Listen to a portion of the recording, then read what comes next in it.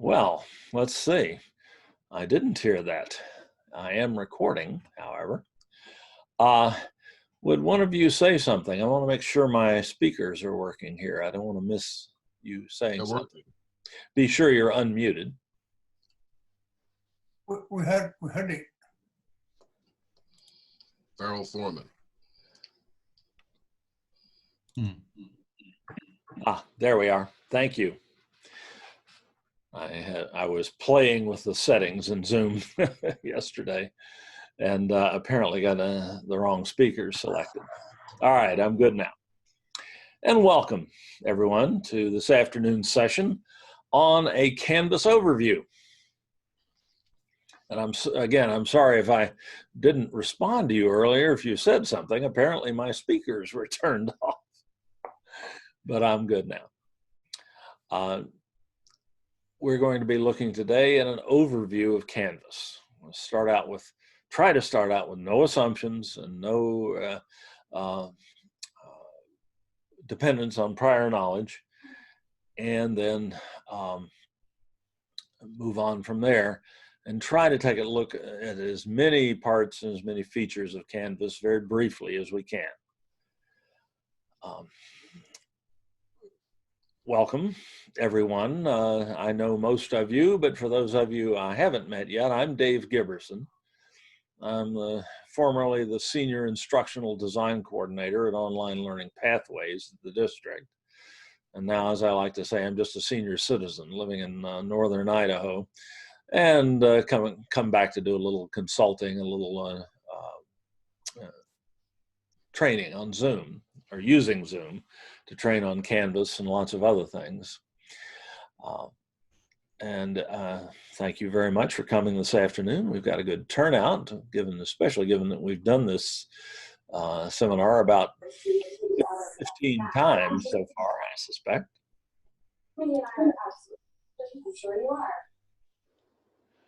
Okay, you are all muted. Just keep background noise down, but remember you can unmute yourselves at any time. Very well. I'm going to be spending most of the day sharing my screen, but let's get started a little bit. You can see behind me here what we're going to be talking about today. Canvas, the so-called learning management system that we use at the district. Indeed, that almost all, as far as I know, all of the California community colleges are using.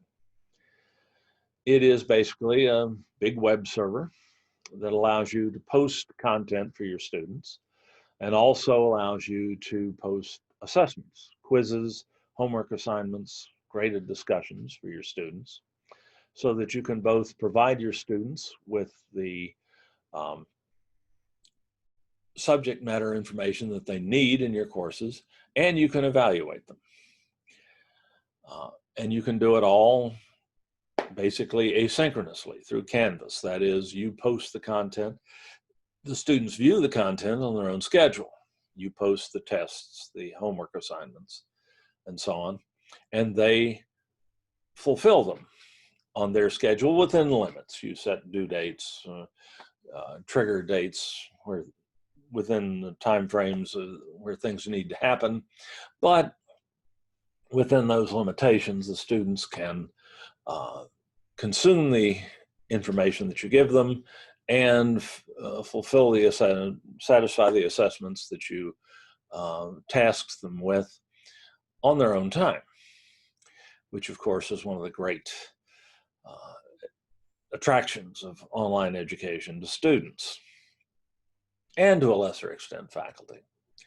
Canvas is by no means, however, the only tool that's used in online education here at the district. Certainly Zoom that we are using right now is another major tool, the synchronous part of our online instruction, and an equally vital tool, but the two complement one another beautifully. You can get the kind of real-time interaction with Zoom that's basically impossible in Canvas, but Canvas stands behind Zoom, allowing you to post information for your students in a very convenient format and allowing you to assess them. And today we're going to be looking at the Canvas side of this dyad here.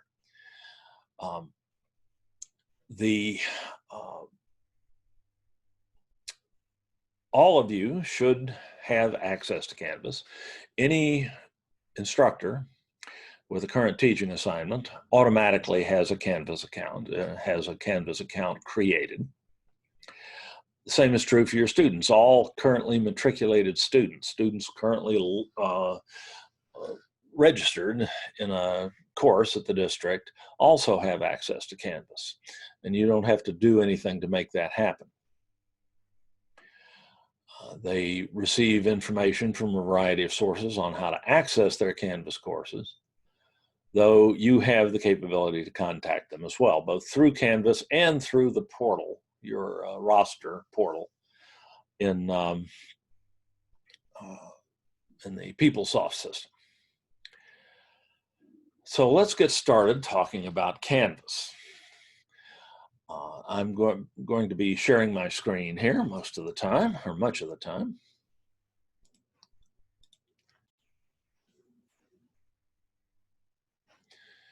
And here's Canvas. Let's log out first.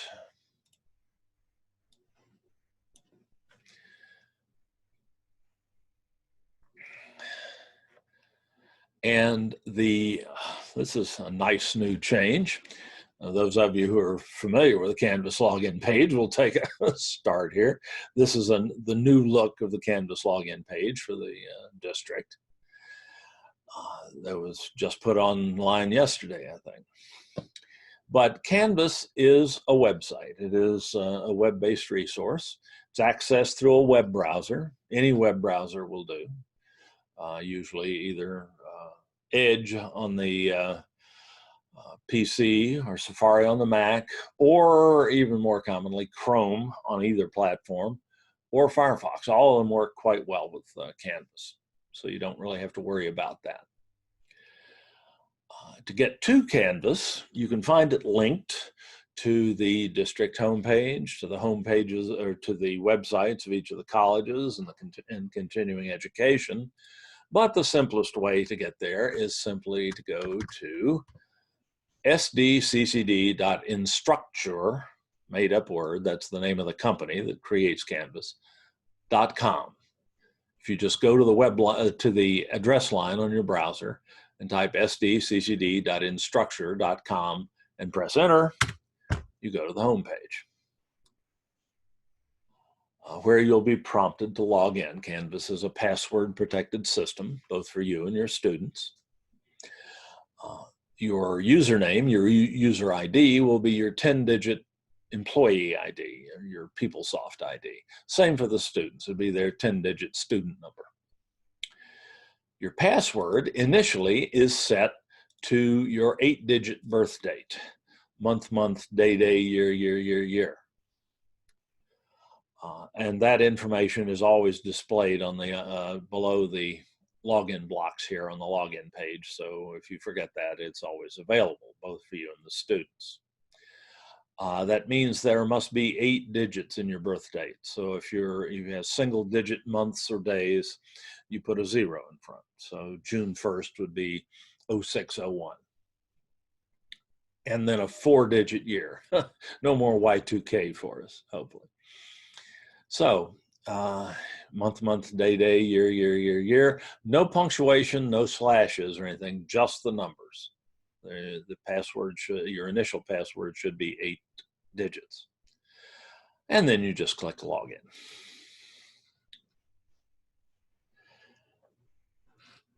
And here you are in Canvas. The first thing you'll see is called your dashboard. This is where your courses will be found. Each of these colored rectangles or tiles represents a separate course container. A course shell is the usual terminology, into which you are enrolled, either as a teacher or a student. Most of yours, of course, will be your courses that you're enrolled in as a teacher, but you may be taking the online faculty certification program, and in that course you're enrolled as a student. But all of those will appear here. At the top, you'll see your published courses, which are ones that are accessible to students. So published courses have been made available to students. That's what the term means in Canvas.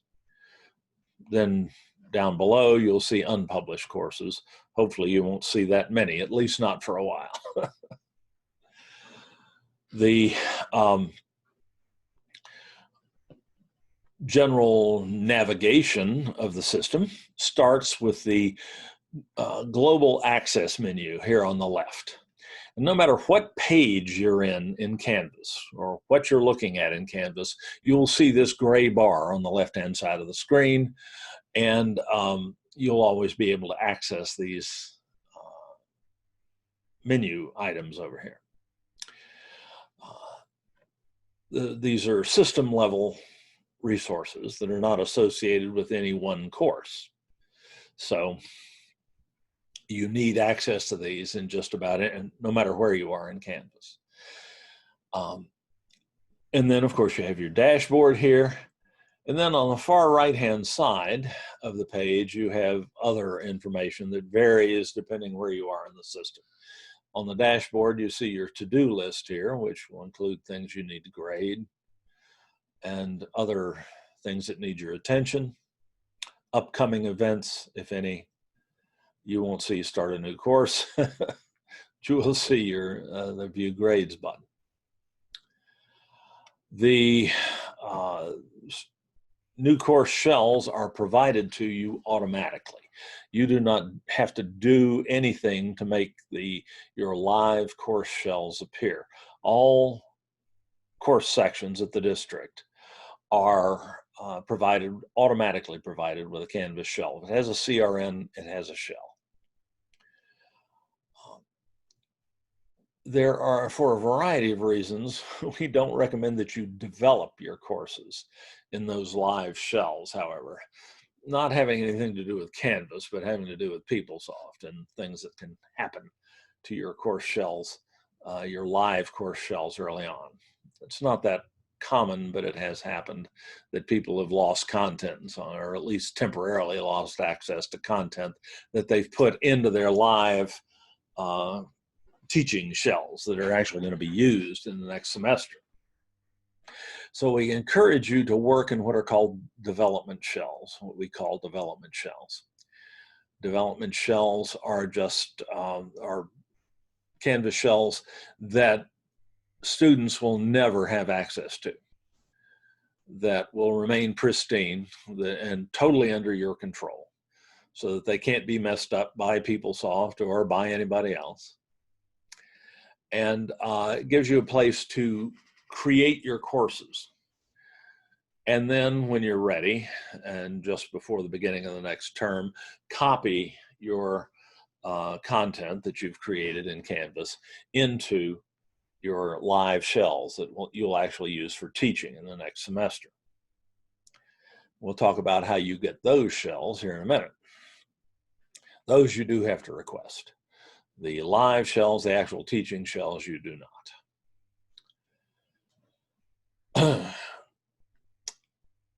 All right, I'm not going to spend a lot of time on this right now, except to talk about the help button. The first thing you learn about a new complex software system that you have to use is how to get help. If you know how to do that, you can probably figure out most other things. And you always have this help button on every screen in Canvas right here. When you click that, you go to Help menu, which has quite a bit of stuff in it.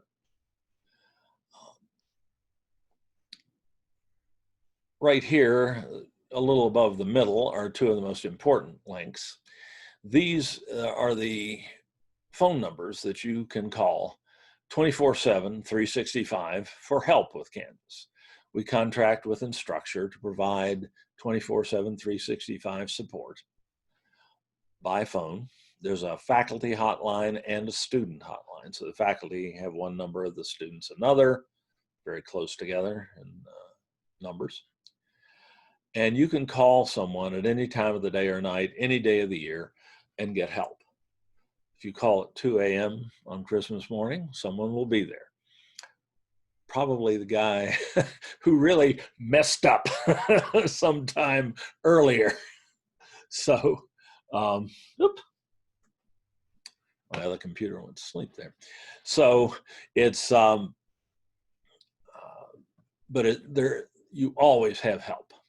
This is also who you call to get your development shells, the shells that you will actually create your courses in. And they will provide you with as many as you need. You just tell them, I teach English 101 and English 205 or whatever, and they'll give you a development shell for whatever courses you need.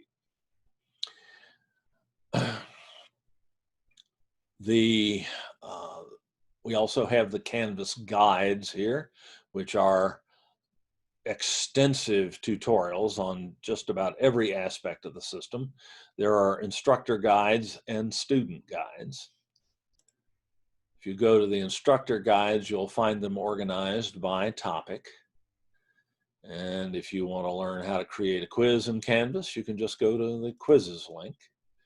And you'll see there are just hundreds of these things. Each one very bite-sized so that no one is overwhelming. And how do I create? Let's see.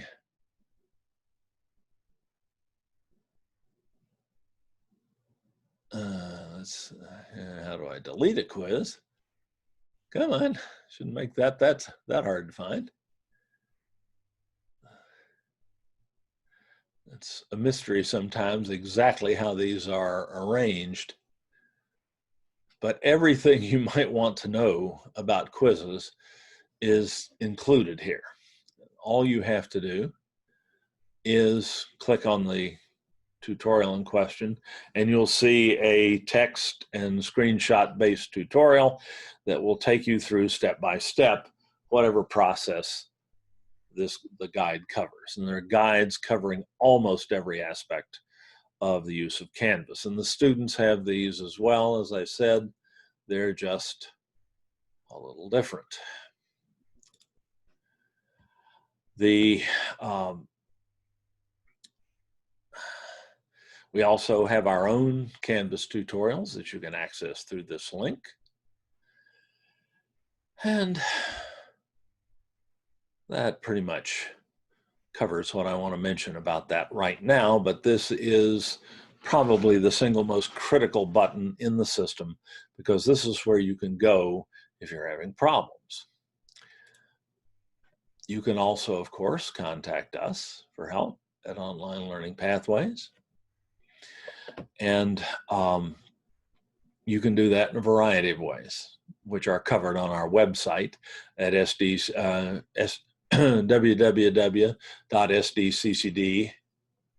Put that up here. SDCCD online, all one word, or one string of characters anyway. Ain't exactly a word. Online.net, N-E-T. And this Online Learning Pathways website is also linked to the district homepage and the college and continuing ed homepages as well. But here, of course, you have another wealth of information. Okay, a lot of it related to Canvas, since Canvas is our primary vehicle for delivering online instruction still. Okie dokie. Let's take a look at our outline here, make sure I'm staying on track. All right, we've talked briefly about the system menu here. See if there's anything else we have to cover instantly about that. Nothing super critical at this point. I will mention the inbox tool. This is a messaging system built into Canvas. basically an email system, except that it's internal to Canvas and is 100% reliable. You know, if you send a message in the inbox tool, that it will get to the desired recipient or recipients. Messages you receive appear on the left. You can read them, and just in the usual way. You can send, and you can reply to them, and all the usual things you can do with messaging and with email. You can also send email messages using the Compose a Message button there. You do have to select the course that you want to send to.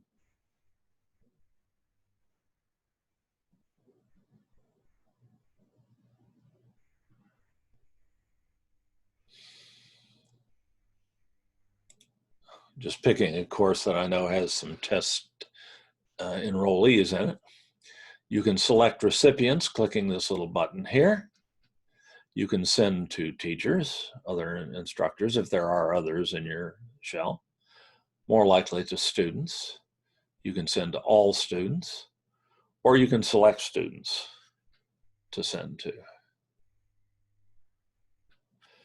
And you can select more than one if you wish. And so on. You can put in a subject and a message the usual way, and then just hit send.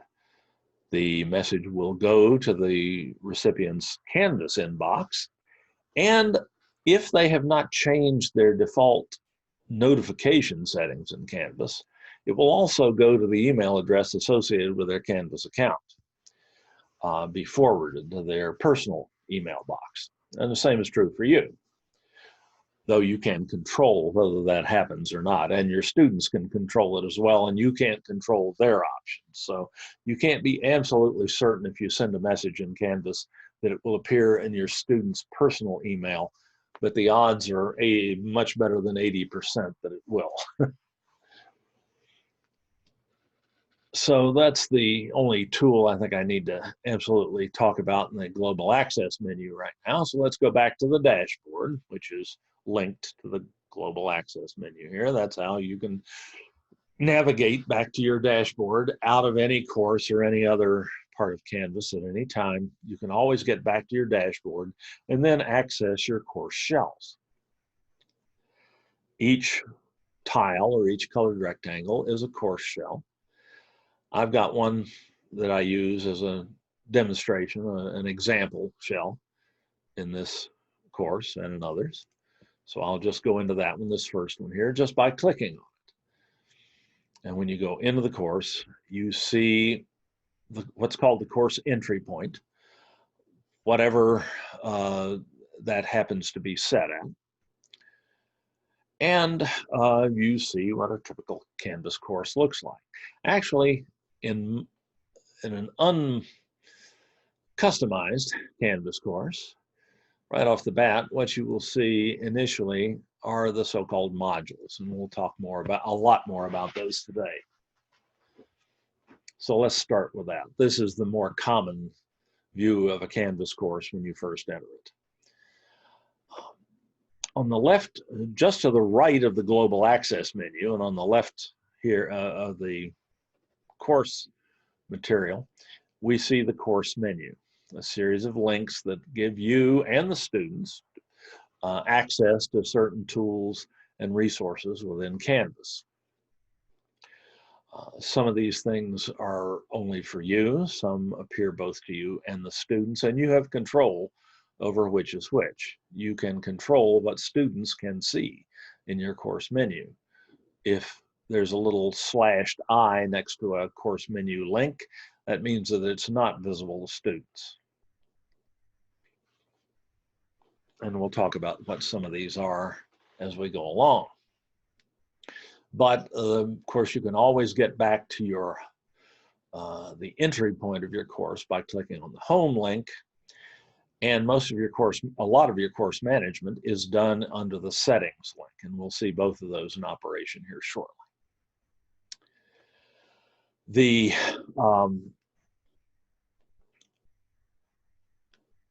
And this is what a typical Canvas course looks like when you first look at it. We are in what's called the Modules tool. And this is the heart of any Canvas course. This is where your course content is going to be accessed by your students. This is where the course content, you put course content to make it possible to share it with your students.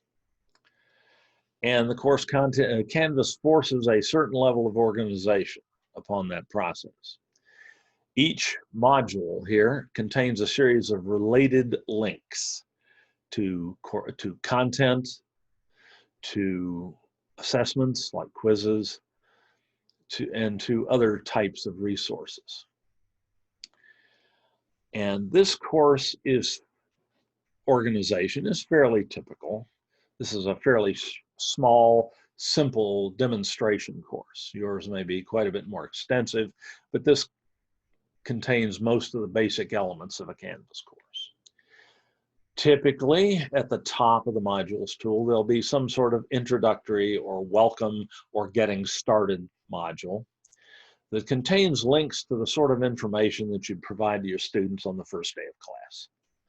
Things like a welcome message, information about you, a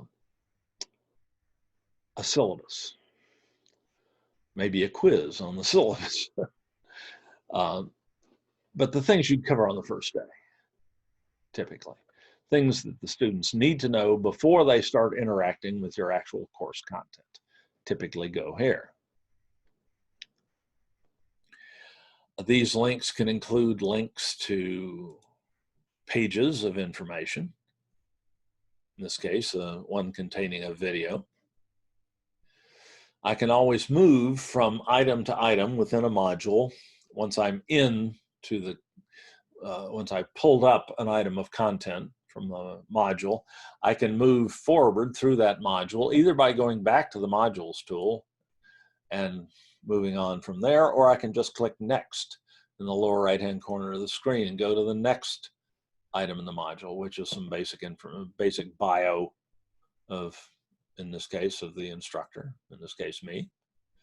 And I can just keep hitting Next, and I can move right on. Here's a discussion forum, a bulletin board where students can post questions about the course.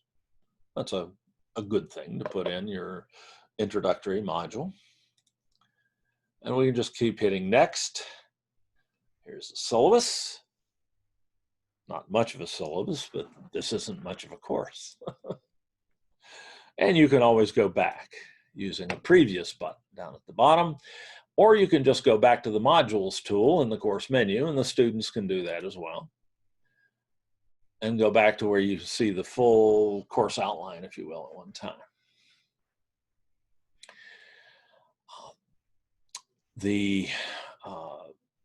Following the introductory module, you typically have a series of modules that contain your course content, your subject matter content. Those can be organized in any number of ways, depending on how you logically organize your own course.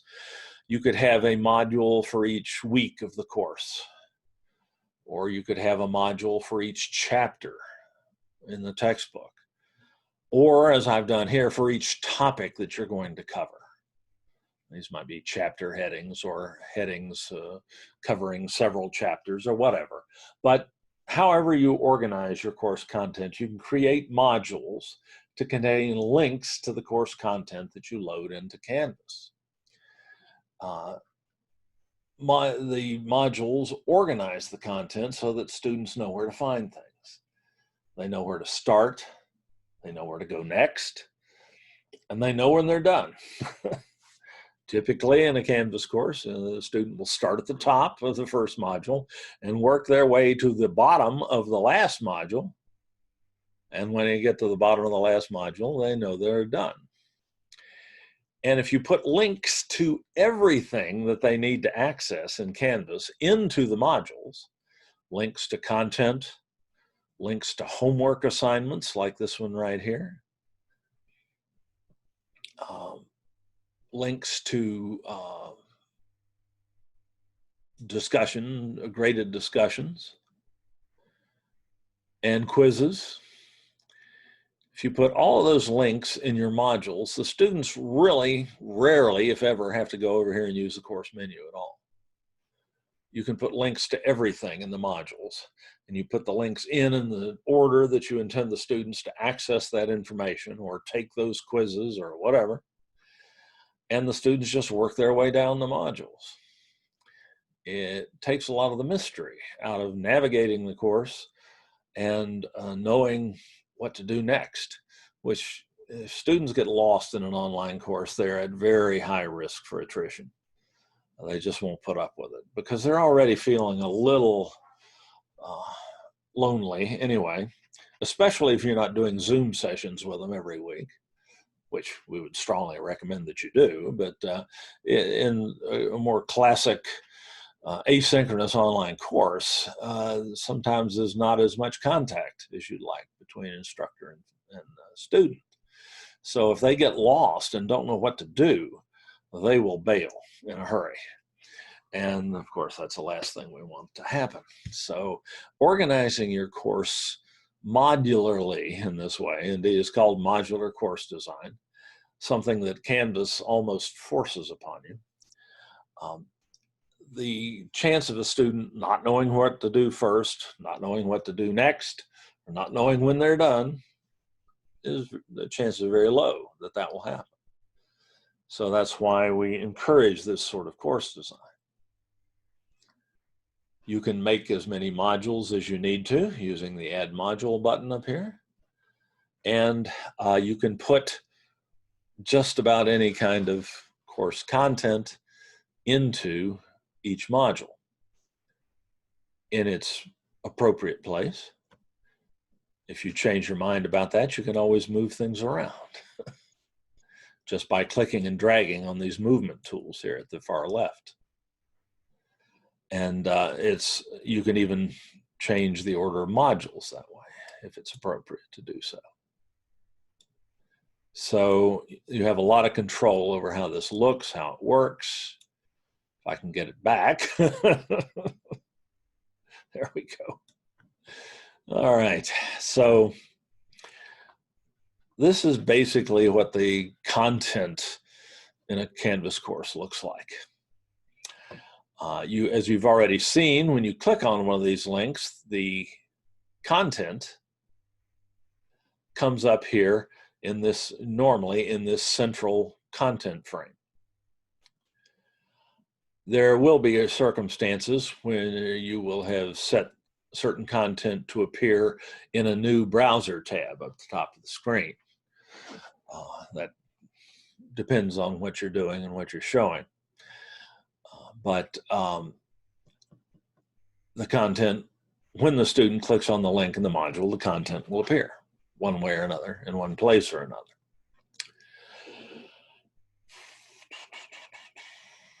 And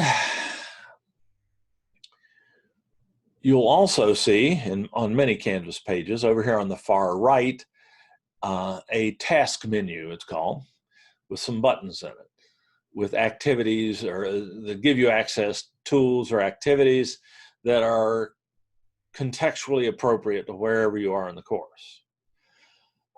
This is the home screen, the course entry point, and I'll explain more later about how you get something like this to appear instead of your course modules initially. But you'll also, on many pages, have these task menu buttons over here that you can use for various things in the course. For instance, seeing your course as your students do. The students have a slightly different view of the course than you do. You see things they don't. If you want to know exactly what the students are seeing in a particular part of your course, you can go to your home button and click on Student View.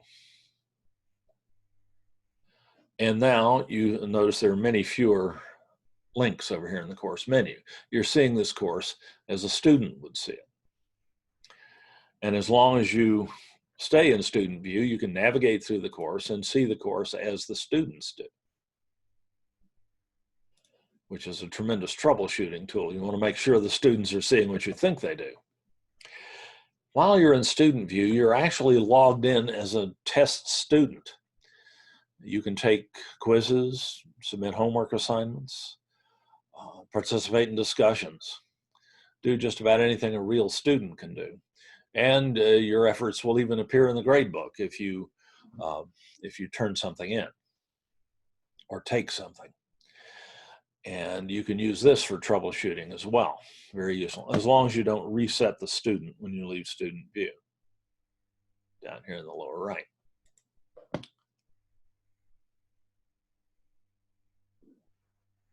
All right. So that's kind of the Canvas navigation in a nutshell. You got your course menu, you got your modules in your course menu. You can navigate, you add content to the modules, and the students navigate through that content from the modules, at least initially.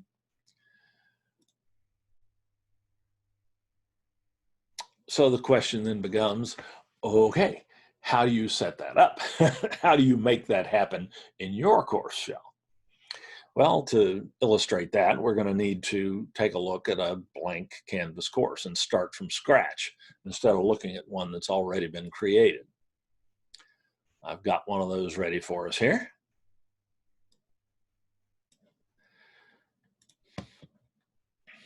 This is what both your development shells and your live teaching shells will look like when you get them. This is a blank Canvas shell. You have your course menu, and you have your task buttons over here, but you don't have anything else. So how can you start putting content into your Canvas course and links to assessments and things like that? Well, if you're really lucky, you might have a ready-made template to start from. Some departments have basic course templates for some of their more frequently offered courses, their core courses.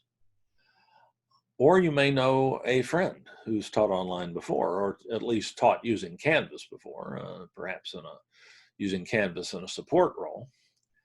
And they might be willing to share their content with you to get you started. That's a big ask because, as you're going to see, it takes some effort to create an online course or a Canvas course shell that can be used in an online or a web-enhanced course. But many people are quite generous with their content, so it's always an option. There is, however, another place you can look, and you might get very lucky if you're starting from scratch here. And that's what I'm assuming today. I'm assuming that this is the first time you've heard the word Canvas used in this context. So forgive me if I'm saying things that you already know, but the promise of this session that we make in this session is that we're trying not to make any assumptions about prior knowledge of Canvas. So if you're starting from scratch, one thing you might try looking at is over here in the Global Access menu that we talked about earlier, labeled Commons.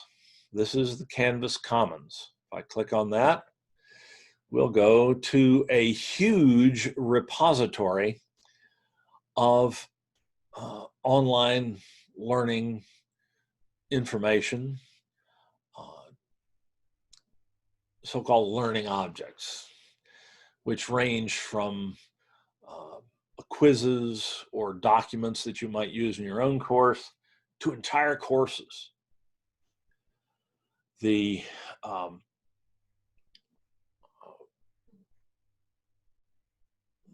content here has been shared by colleagues all over the world who are using Canvas as well, and shared freely so that you can incorporate it into your own courses and use it. In some cases, they'll ask you to attribute it to them, but mostly not. Mostly this is shared completely freely. It's a huge example of selflessness and support by colleagues all over the world. many of them in the California community colleges. You can search the commons by keyword, like for subject. In a misspent youth, I got a degree in chemistry, so I'll start with it. I'll have some idea of what some of this content means anyway. And here you see everything from modules completely ready to go on topics or chapters or whatever within a course. You'll see a lot of courses and modules here. Quizzes, just all sorts of things that you can use yourself. Indeed, right on up to full courses.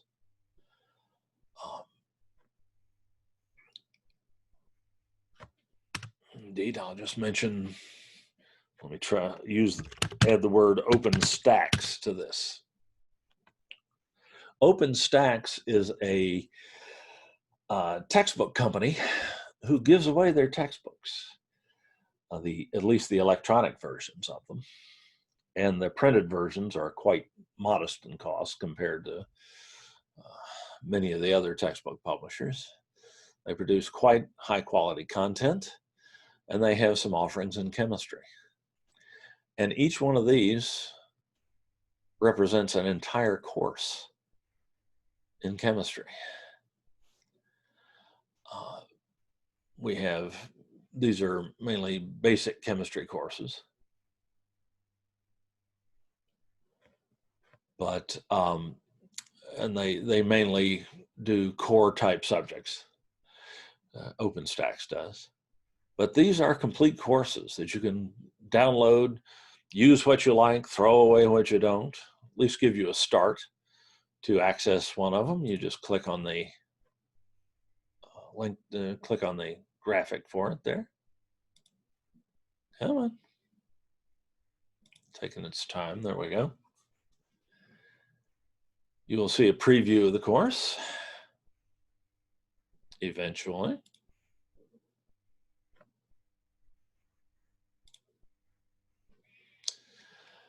And an option to import it into your own course shells. You can just click this. If you like what you see, you can click this blue button here, select the course that you want this to go into,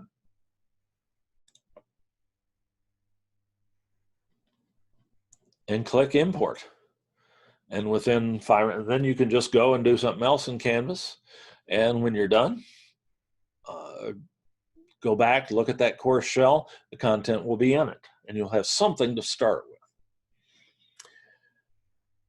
But let's take the worst case scenario here, that you don't really find anything you like and that you just want to build your own course, which is a really good idea too.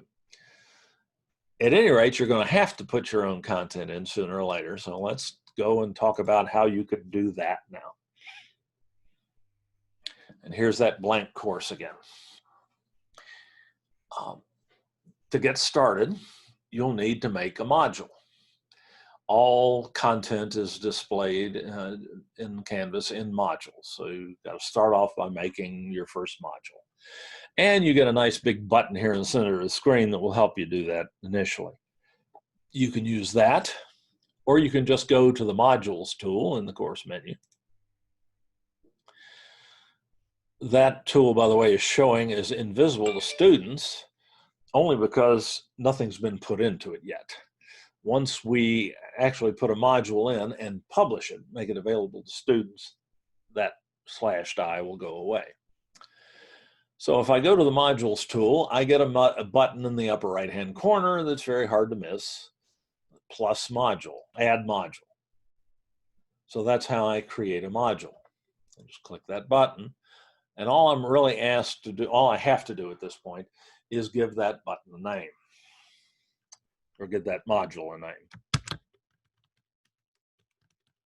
I'll just call the first module Getting Started, but you can call it Fred if you want to.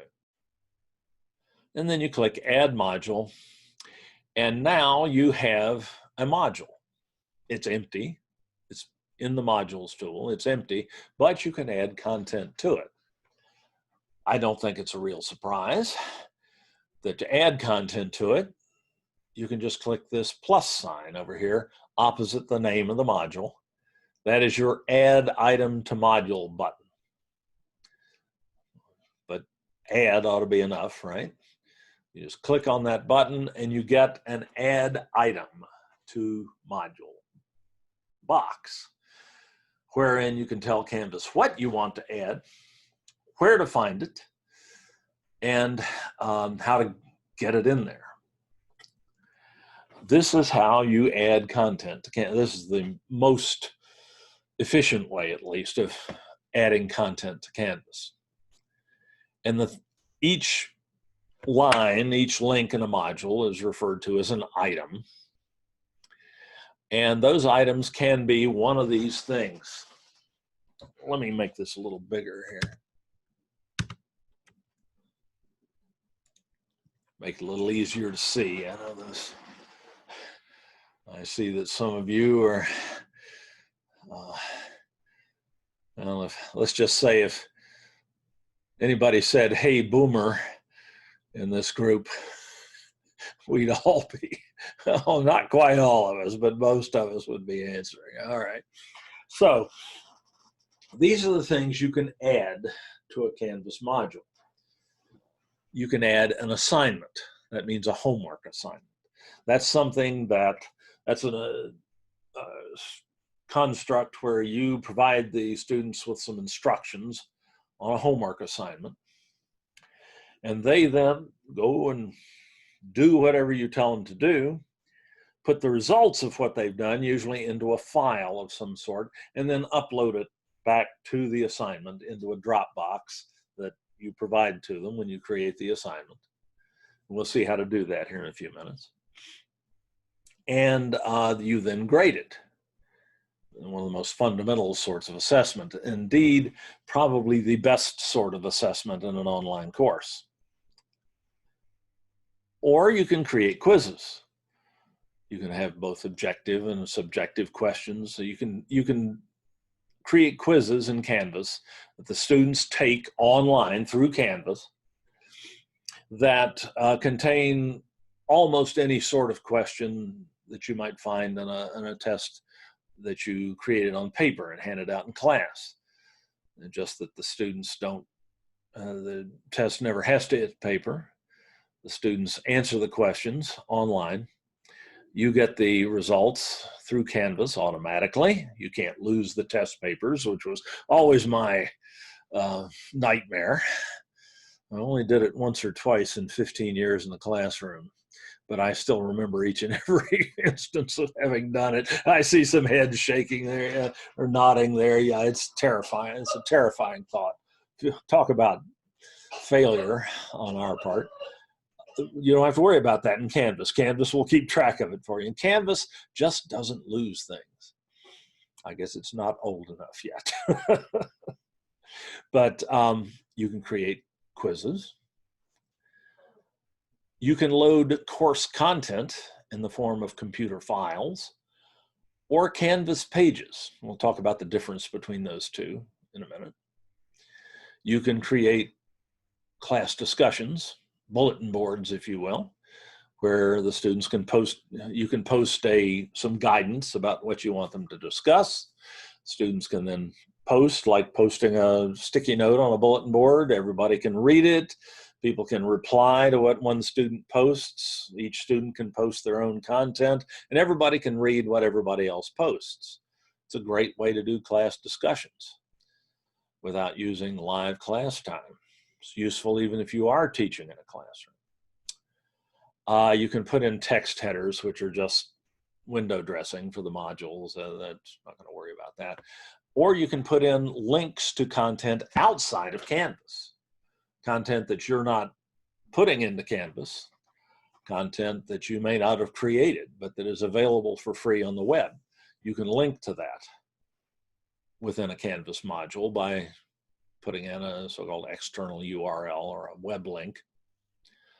Or you can link to something at a publisher's site, like My Whatever Lab. So these are all things, types of links that you can put into a course module. Let's start off with the simplest type of content, the computer file.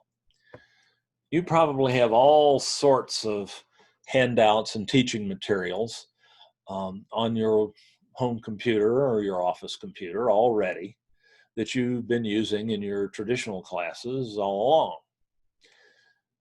Things ranging from the course syllabus to tests to lecture notes, PowerPoint presentations of slide decks, sample readings or outside readings, outside the textbook. All of these things are probably stored as files on your local computer, or can be downloaded from somewhere and then stored on your local computer. You can very easily put these files into Canvas and share them with your students just by starting this add item to module process, opening this menu, and clicking on File. And if you're starting off in a new class, your only option will be to add a new file to this module, which means that you will upload that file from your local computer into Canvas and then create a link to it that your students can use to access that content. To get that file off your local computer, you just click the Choose Files button. And a file manager window will open up, File Explorer in Windows or the Finder in the Mac. And hopefully you know where those files are on your computer. Let's see if I pass that test today.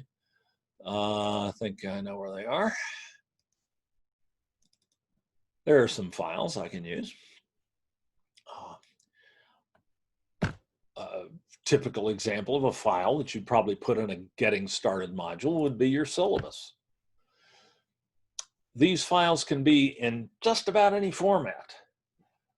You just have to ask yourself, are my students going to be able to view these files? Are they going to be able to open them up if they're downloaded to their computer, or if they click on this link, are they going to be able to access that content?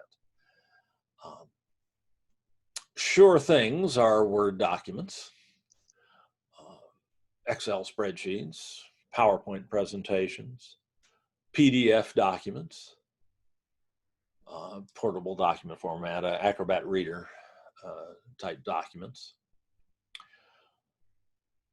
web pages, HTML pages. All of those, I'll guarantee you the students will be able to see for reasons that we'll see in a minute. Other files, well, you have to worry about, do my students have some application on their local computer that will open this file? Because if Canvas doesn't have a viewer that will allow Canvas to show the contents of this file to the student without downloading it, the file is automatically going to download to the student's computer, and the student's computer is going to try to open it.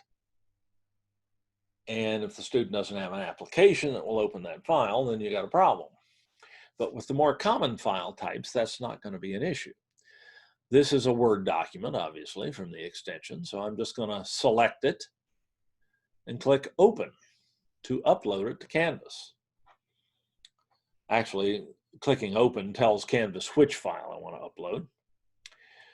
The actual upload happens when I click the Add Item button down here in the lower right-hand corner. And you get a little progress bar. If it's a really big file, it'll show you the progress as it's moving across the screen. But once you come back to the modules here, you see a link to the file. That means the file has been uploaded. This little paper clip icon here tells me that that's a file, content file. And if you publish that file, which is what is meant by this little green circle with a white check mark in it, and if you publish the module as well, the students will be able to see this link, and they'll be able to click on it, and up will come that file. And indeed, in Canvas, with the more common file types, like Word documents, PDFs, PowerPoints, Canvas has a series of what are called server-side viewers that display the content for the students in their web browser without it having to actually download to their local computer. That means there's no chance that a student won't be able to see this if you use a Word document or another common file type. Also, it probably means the document will become visible a lot faster than if the student had to download the file, or if the file had to download to the student's computer. The student then had to wait for an application on their computer to load and then open up that file. That can take some time. In this case, it happens much faster. And you don't have to worry about the students not being able to view the content.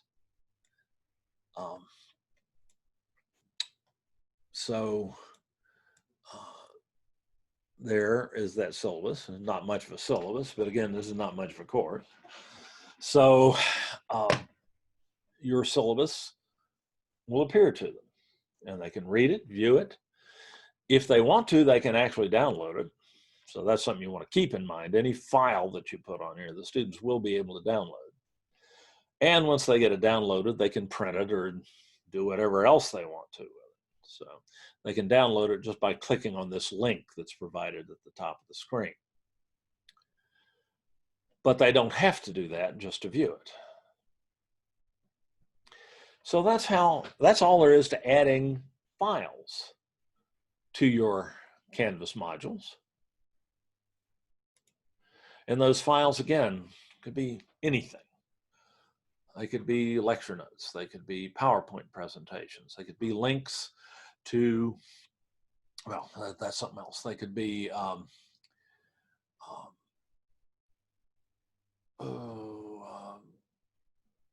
exam review materials. Anything that you might print out and hand out in class, you don't have, of course, have to print out anymore. You just load the file into Canvas, and Canvas provides that content to the students without it having to hit paper. So all of those files that you already have on your computer that you have been up to now printing out on reams and reams of paper and handing out and have the students losing them and everything, you don't have to worry about that anymore. You just put that file into a module, into the appropriate module in Canvas, and the students have access to it now and until the end of the course. They can't lose it. They can't forget where it is, really, because they're going into the modules all the time. So it's a much more efficient process and a whole lot easier on trees and toner cartridges and everything else.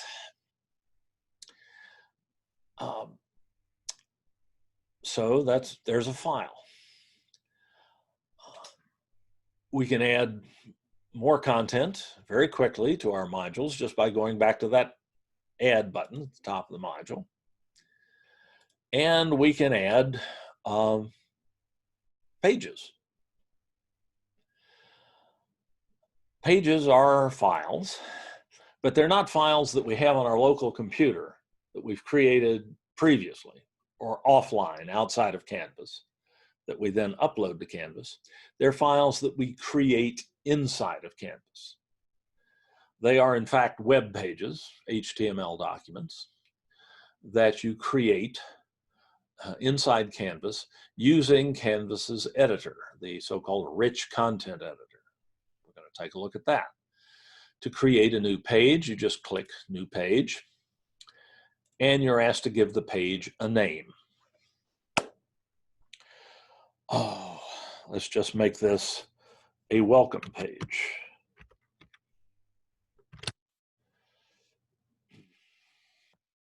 And add the item.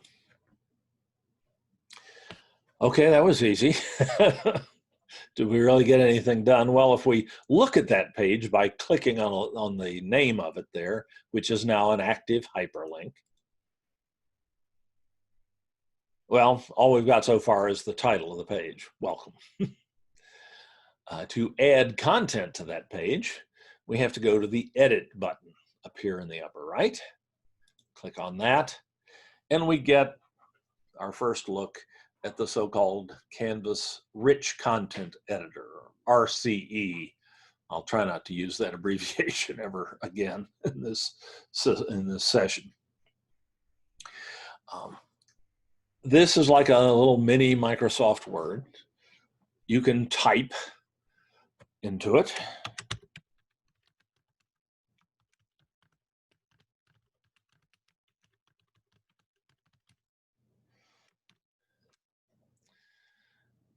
You can center. You can change the size of the type, all the usual stuff. I can bold it, italicize it, and underline it if I want to. Let's undo the underline anyway. All the usual text editing stuff, just like Microsoft Word. I can add bulleted lists, numbered lists. Most of the text editing stuff is in the top line of the rich content editor here. It's very familiar stuff. You can add superscripts, subscripts. You can, usual stuff. But you can do a lot more than just type into the rich content editor. You have this whole second line of icons here that allow you, that make this the rich content editor. You can add lots of rich media. You can add tables. You can add videos. Indeed, I might have an introductory video I want to add here. If I click this Insert Edit Media icon, I'm just asked, this is assuming, of course, that the video is already online somewhere. I can just ask, I'm just asked for the link, the URL, the web address for the video. And maybe I've got it on YouTube. YouTube.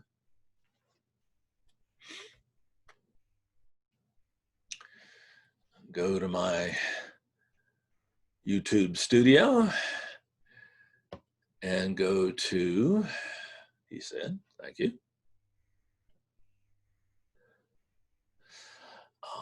My list of videos. I can search my list of videos. Let me see.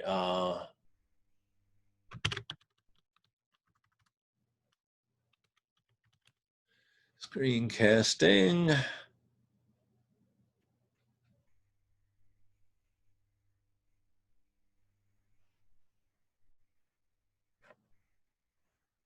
Sure. There we go. That's the one I want right there. I can bring that video up in YouTube by just clicking on the link to it, and then right here is the video link, the share URL, so-called, for the YouTube video. I just copy that to my clipboard by highlighting it, right-click, copy, or Control-C, or I can just click this little icon right here that will copy it to the clipboard. And I can go back to Canvas, he said. There it is. They changed that icon on me. I'm looking for the wrong icon when I look for Canvas. Now I can just paste that URL into Canvas and click OK, and boom.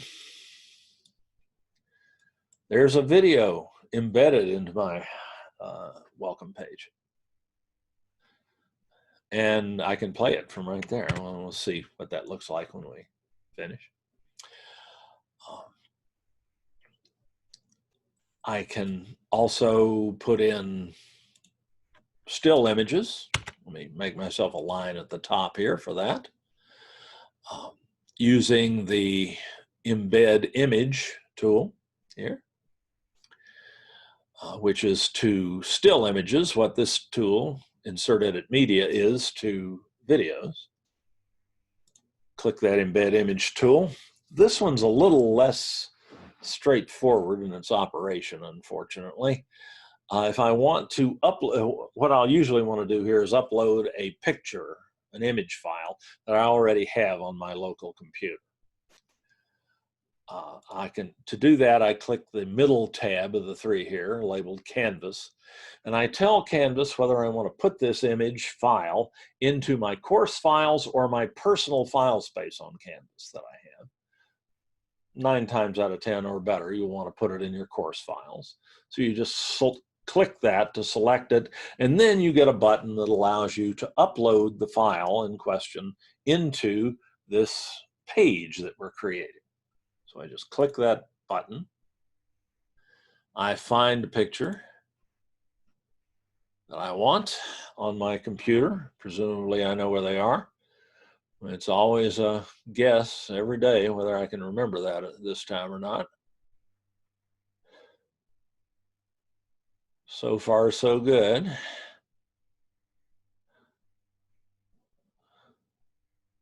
And hopefully you won't have quite that many pictures to go through. That's the one I want. This is a logo. So I just select it and click open. That uploads the file to my page and to my files, so that I have that image file available if I want to use it somewhere else in the course later. I don't have to upload it again. It's a good thing to add, and we would very much encourage you adding what's called alt text to any image that you use in Canvas. Alt text is a textual description of what the picture is and what it means. This is used by blind students who use screen readers to work their way through your course. And pictures, of course, they cannot see, but the screen reader can read to them this alternate text, which will tell them what that picture is. In this case, the Online Learning Pathways logo. And then when I've added my alt text, I just click update everything to actually put the picture into the document, and there it is.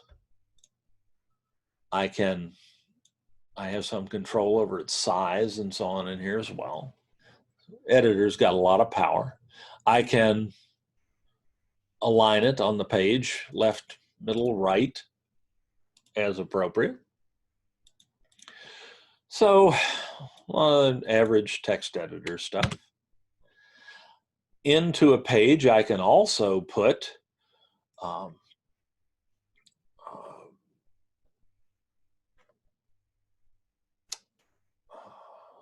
links to content. Links to content outside of Canvas would go here. For instance, I might put a link here to the website of the company that makes the most powerful screencasting tools. That's the topic of in that example course that I showed you. If I'm trying to teach people about the technique of screencasting, I might send them to the company website of the company that makes the best tools. Just put in the URL, the link for that site, and insert the link. And oops, but I need something to anchor that link to. I should have done this first. I should have typed something, or I could use a picture as an anchor for a link as well. Fortunately, I can do that after the fact.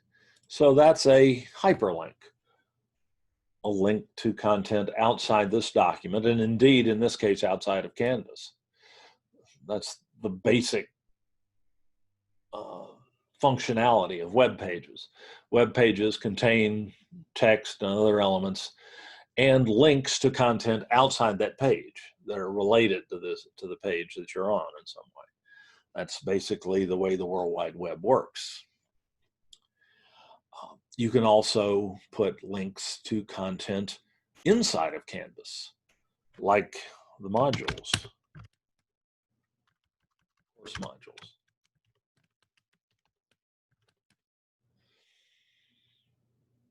You can highlight that, and instead of using the hyperlink tool here, you use the links tab in the upper right-hand corner of the editor interface here.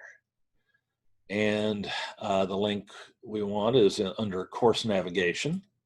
We want to send them to the top of the modules tool. There it is, down at the bottom there. So I just select what I want to link to by clicking on it, and now that's an internal hyperlink. And I can just keep going. I can write a book here if I am so inclined by just using Canvas's editor in lieu of Word or whatever that you might create this in otherwise. And when I'm done, I just click Save. And since I started this process within the module, if I go back to the modules here, there's that welcome page. If I publish that by clicking on this little button here that brings up that green circle with a check mark in it, now students that have access to this course can go and click on that page, and boom, they see everything that I just put in there. Back to the modules. I might even want that first, right? So I can just, if I make that decision, I can just drag it up, and now that's the first thing they come to in the module. So you can always move content around in the modules. So we've created a page.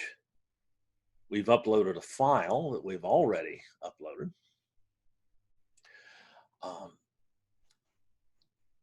The third type of content that we might put into Canvas is an external URL. It's just a hyperlink, if you will, that you can put right into a module that links to content outside of Canvas. We do that by going to that plus sign again, and you keep coming back to that add button. And rather than doing that in this nascent module here, I'm going to make another module. Sooner or later, you'll have to make more modules. You do that just by clicking the Add Module button again. And let's call this Topic 1 and add the module. Now I have a new blank module. Notice it's separated from the one above by white space, so you know that this is a new module. And now I can add content here. And let's say I'd like to, what if I want another link to that same website again that I linked to a minute ago? I can select external URL, which is the third major type of content link. We've seen files and pages, how to upload a file, how to create a page. Now we're just going to see how to create a web link, an external URL within a module. You just select that from the drop-down menu, and you provide the URL. Paste it in or type it in.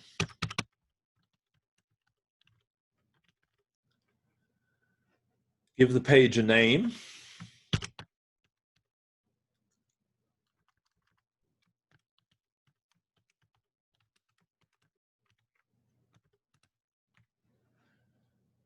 You can choose to load it in a new browser tab or not. In cases of just linking to websites, that's probably not necessary. But if you are going to put a video into this page, you might well load it in a new tab. I'll show you that in a minute. So we'll just add that item. And just that fast, there's the TechSmith website.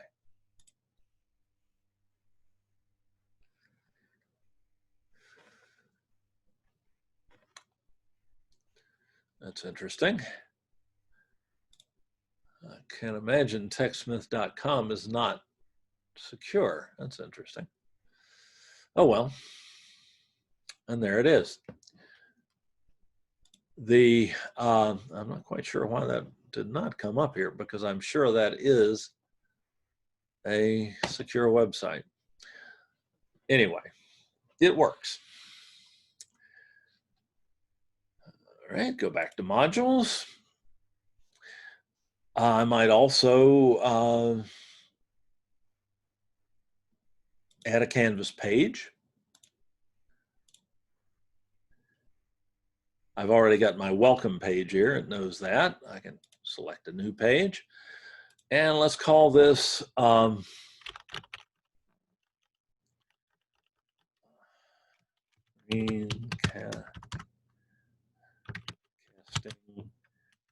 Lecture.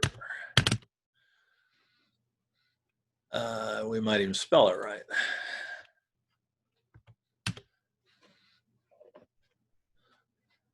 When I graduated from high school, I never thought I'd be using a keyboard every day of my life. That's how long ago it was. Okay. And add the item. Remember, that's a blank page.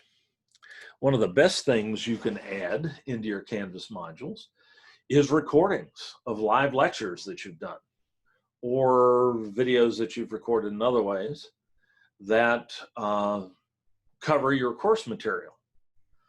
That's where Zoom comes in.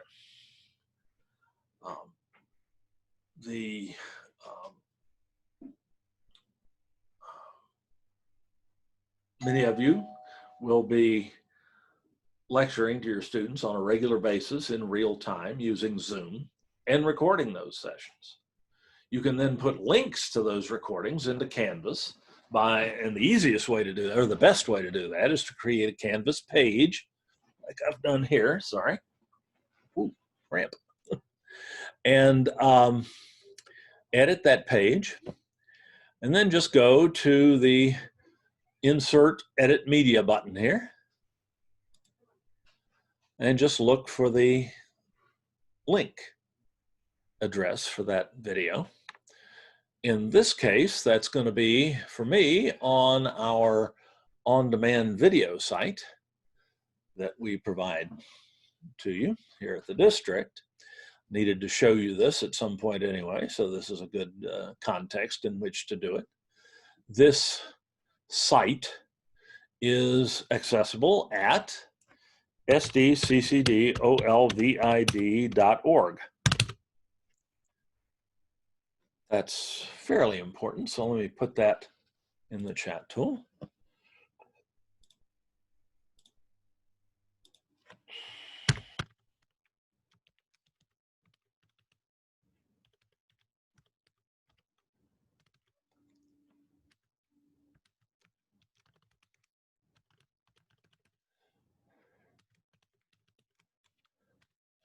There it is in the chat tool, SDCCD for the district, OL for online, VID for video.org.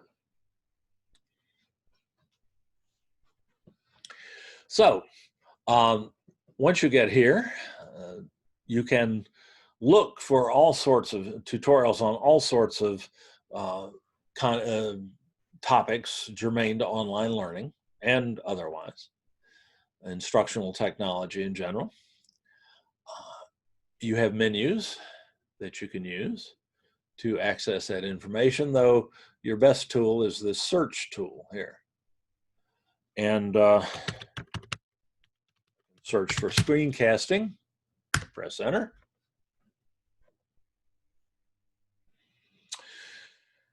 And there is a complete lecture on screencasting, more than 2 hours of content.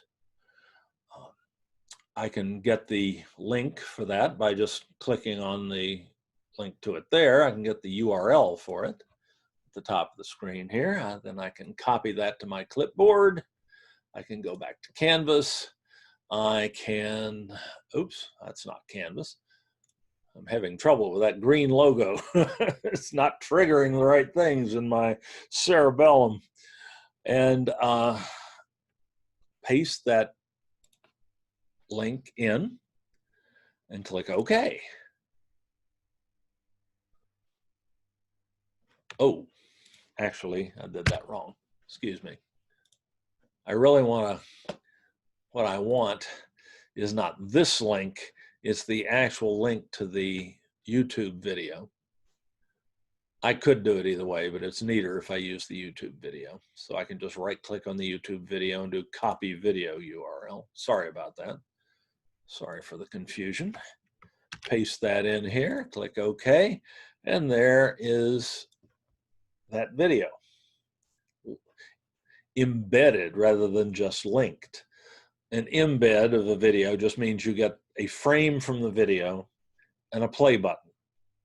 It's a lot prettier than just a hyperlink that says screencasting video. And it's more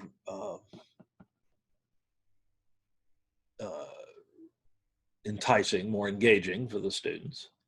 If I save that, Now, in order to see that lecture, all the students would have to do is go to the Modules tool, go to the screencasting lecture, click on that.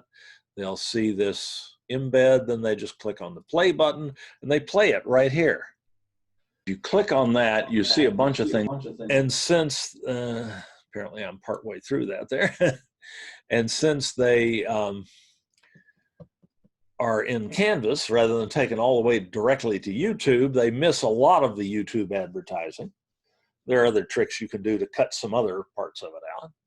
It eliminates a lot of the objection to using YouTube, which is a wonderful tool. But anyway, there's that lecture they can watch just as if they were attending it live.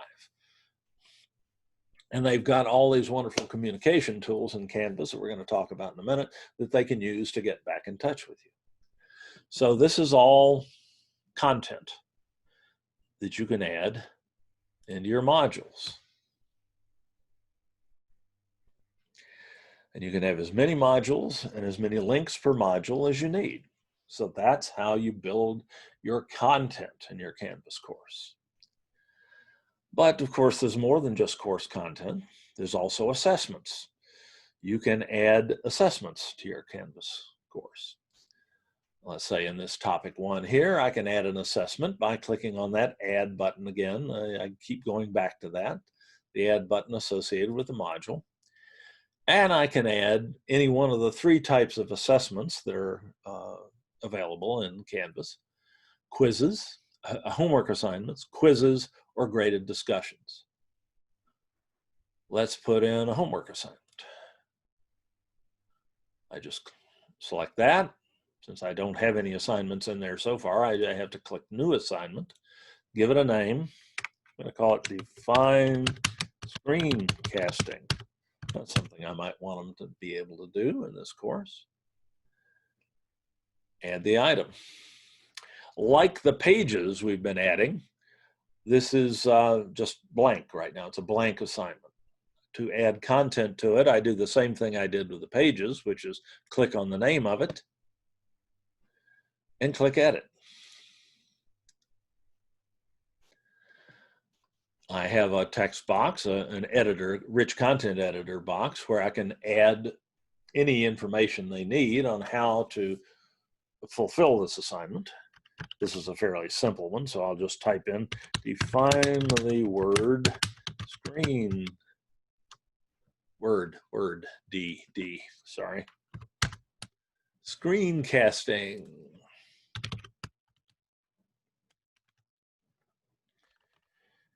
Include applications for the technique and list to screencasting software. And I can just keep going. I can make this as detailed as I like. I can also link or files. I can attach files to this if I want to. If I have some instructions already typed up, I can just add that file to it. I can set a number of points right there. I can tell the student, I can tell Canvas how this assignment is going to be turned in or submitted. In our case right now, the only real viable option is online. And for online submissions, the students can either enter text, just type the answer right in to a text box, or they can create a file offline that contains the answer to the question, that contains the assignment submission, and then upload it. That's the most common choice. I can set the number of attempts allowed. This, by the way, is brand new. This is the first time I've seen this. It used to be you couldn't restrict the number of attempts. The students could just keep submitting until they were tired. If unlimited is still the default, but if you limit, you can set the number that they can do. Interesting. Learn something every time I get into Canvas. They're updating this system. Little details like this change all the time, and we seldom get much if any warning about that. So that does make life a little exciting in Canvas. If it's a writing assignment, I can request plagiarism review through our UniCheck subscription. I'm not going to go in great detail here because we have an entire session on how to create assessments, but I can set due dates, and I can just save it. And now the student can come in and take that assignment, or it can satisfy that assignment. They'll find a link to it in the module. They just click on that link and proceed to upload a file that satisfies that assignment. I can create a quiz the same way by clicking the Add button, selecting Quiz from the drop-down menu, tell it I want a new quiz, and give the quiz a name.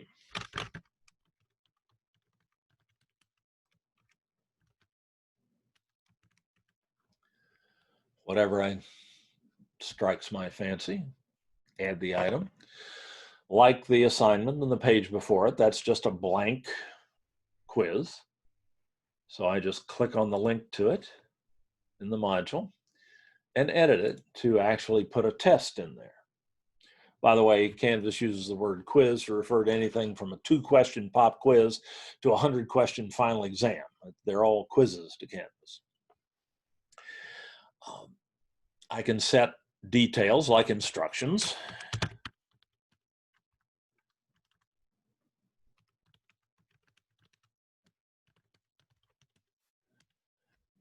I always put that at the top of my test because some of my instructors who are from the greatest generation would do things like take points off, extra points off if you tried to answer a question and got it wrong.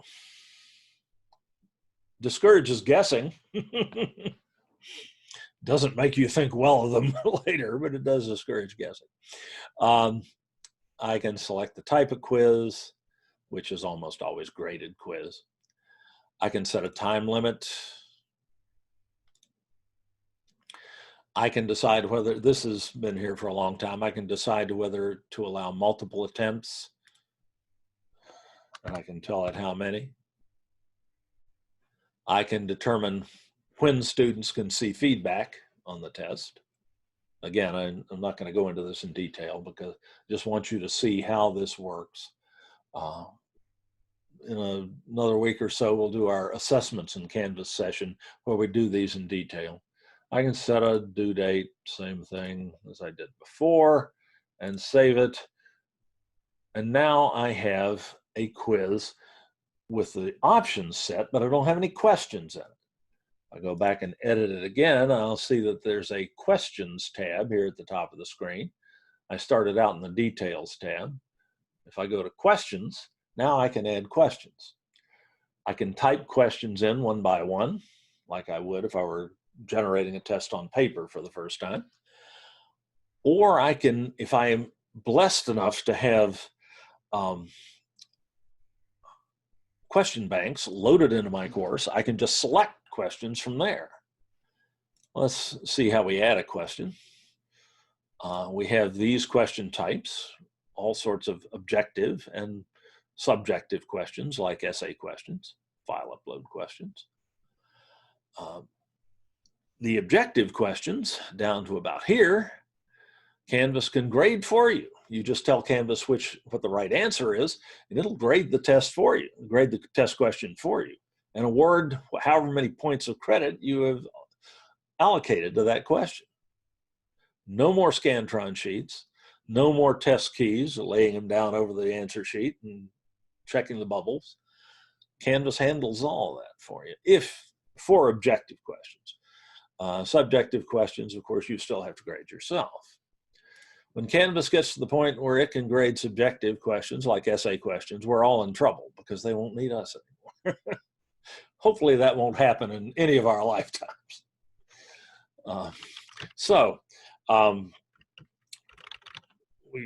type the question text.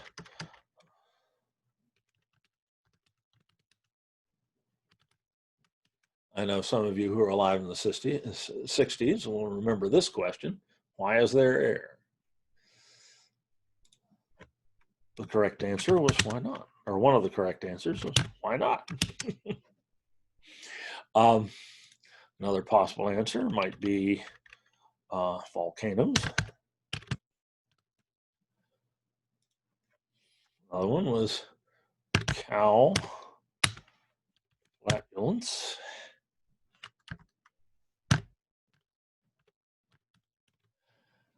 Or another possible answer might be all of the above. That is, of course, the correct answer in this case. So I just click in this column here, I click to move that green arrow down so that this is marked as the correct answer. So now Canvas can grade this question. And if the student answers that, selects that answer, they get 1 point for this question. Or I can change that point value if I need to. When I'm done, I just update the question and bang, there's the first question in my test. And I can just keep doing that and create the entire test. Or if I'm lucky enough to have a question bank, I can go to find questions. And let's see, here's a question bank that I have. I have some questions. And I can just pick however many of these questions I like by clicking the check box next to them. And then down at the bottom of the screen, click Add Questions, and bang, now I've got 2 more questions in my test. By the way, don't worry about these titles here. Those are optional. You don't have to have those in there. So this will not be question 1 in the test. It'll just be a question in the test. I can always edit that if I had need.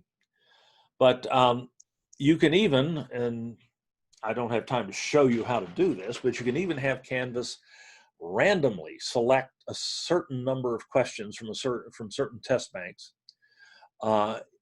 and put them into a test so that each student gets a different set of questions. That's a real enhancement of online test security. And it means you can create a test in like 5 minutes. If you already have your question banks and they've already been vetted, so you know there are no bad questions in there, you can just have Canvas create a different test for each student by randomly selecting questions from your question banks. That's my favorite way to make objective tests, that's for sure. Because, yeah, some of the questions are harder than others. Some questions, students get maybe a few more hard questions than others, but those things even out over time. So it's pedagogically quite sound, as long as the questions are good that are in the question bank and you've checked them. You really don't want to use a publisher's question bank without checking every question, because some of them will be crap. Type save or hit save. And now I've got questions in this test. And when the student clicks on the link to the test, they see something that looks like this. They see the questions, they can answer them online. I'm just treeing this and submit the quiz. And that's all there is for the student taking a quiz online. All they have to do is something they take to very quickly. So now in our module, we go back to our module, we have a quiz in there too.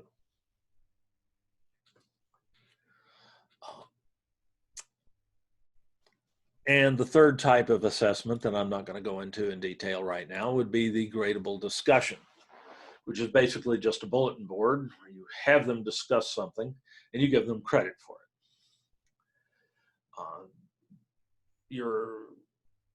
Your class participation grade that you may use in your classroom, where you sit down and at the end of the semester you search your memory and say, well, Sam was sitting on his hands, never spoke up in class. That's going to be a pretty low class discussion grade or class participation grade, where Sally was always sharing and always asking questions and always participating in discussions. That's going to be higher.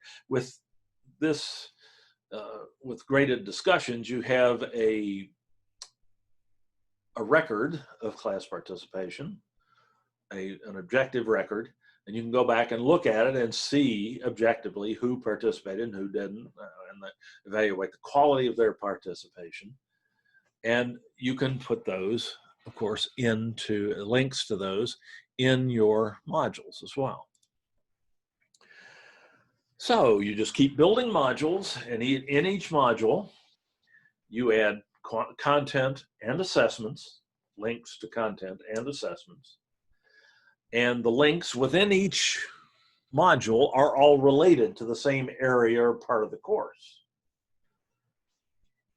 And ideally, you would put a link in a module to every activity, every bit of content, every assessment the student needs to take, so that the students never really have to get outside the modules.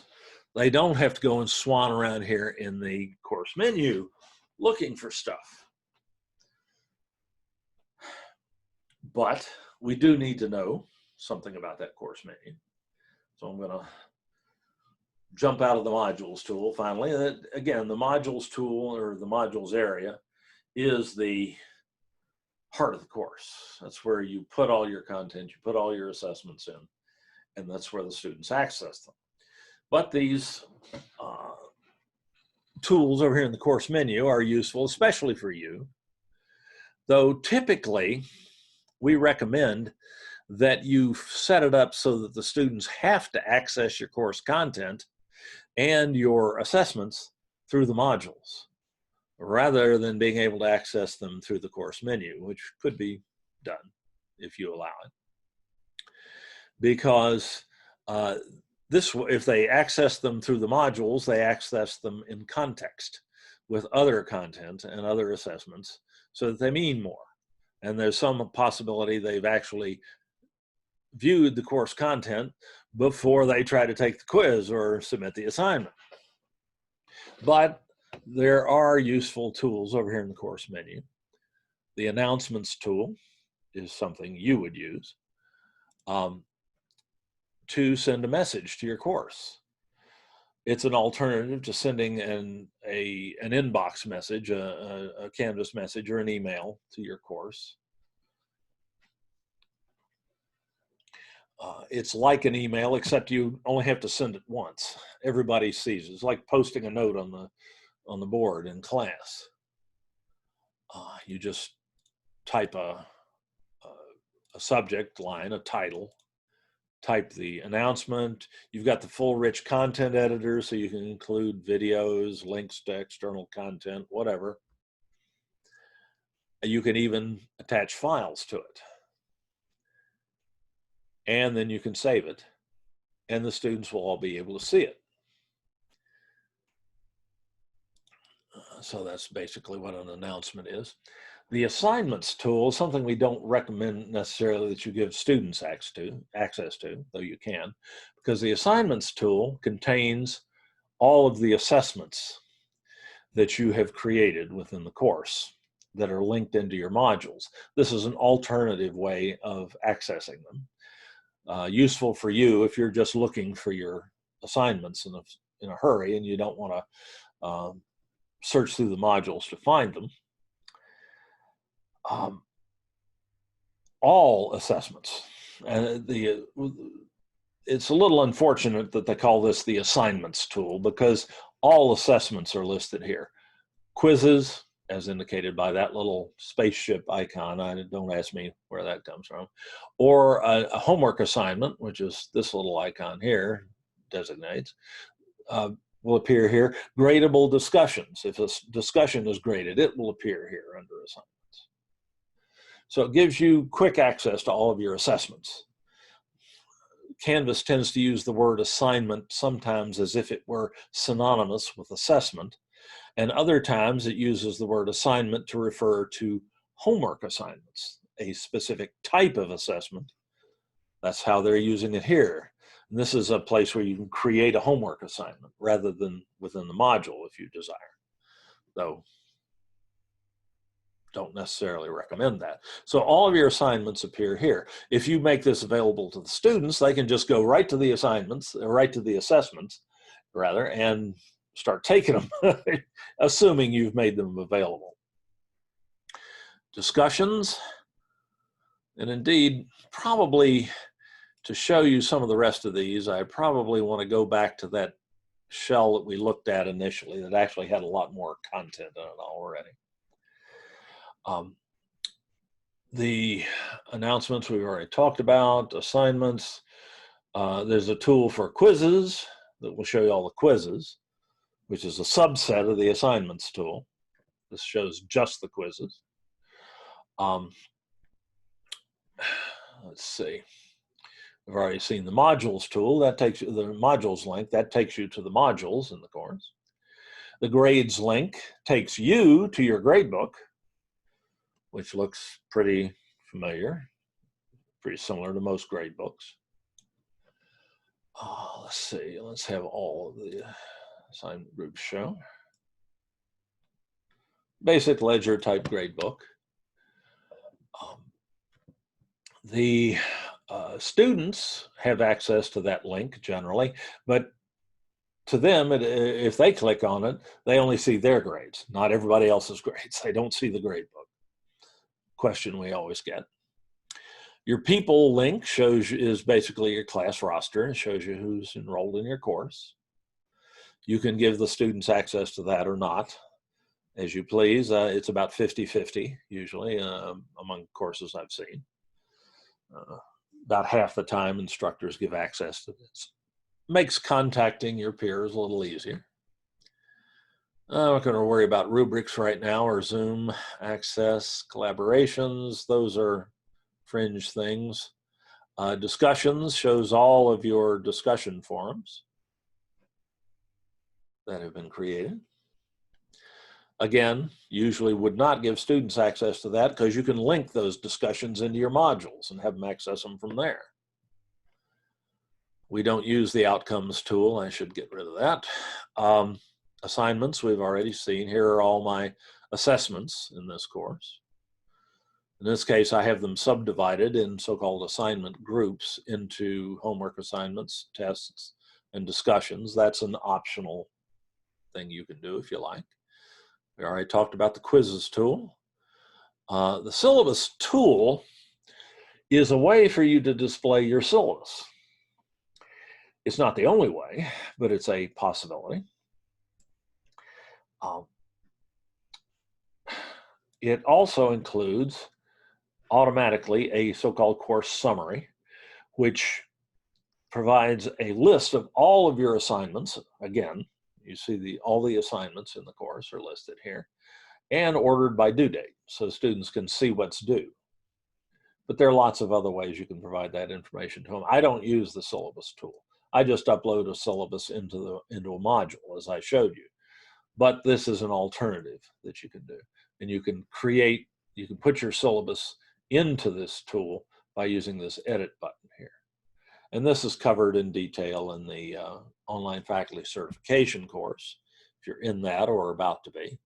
But I just want to distinguish that from the syllabus that we loaded into the modules earlier, right here. Two different things. Dave? Yes. This is Kathy. Hey, Kathy. Some people who are new that if I don't use that tool either, but Canvas doesn't automatically know that. So if you have any due dates in your Canvas account, it will automatically create that syllabus summary section. So you have to turn it off. Yeah, we're going to talk about how to control visibility of these links here in a second. That's a good point. There's also the Pages tool in the course menu, which allows you to view all of the Canvas pages that you have created in your course and manage them. And you can do something neat here that I'll show you in a minute to improve the initial experience in your course. I'll show that again in a second. The files link in the course menu, for almost certainly you will not want the students to have access to. It's just your file manager. It shows all the files that you have uploaded into your course and allows you to do things like delete them if you don't need them anymore, or download them. If you lost all your local copies of them, you can download them. Again, I would usually not have the students have access to this. So how do I prevent students from accessing these menu items if I don't want them to see them? Well, I go to the last link in the course menu, the settings link. This is where a lot of course management takes place. Among other things, I can go to the navigation tab here. And if I don't want, say, Google Drive visible in this menu, I can just click it and drag it down below this line here, and that will take it out, and students won't be able to see it. I can do the same thing with, say, rubrics if I don't want the students to access the rubrics remotely. So this is how you manage visibility of course menu items to students. You do have to save your changes when you're done. That's not always true in Canvas, but in this case it is. Now, I've reduced, since students can't see these things with the little slashed eyes, I've reduced the number of things that they actually see. There's no point in having menu items over here that you don't use. It'll just confuse the students. So you want to remove those from their vision.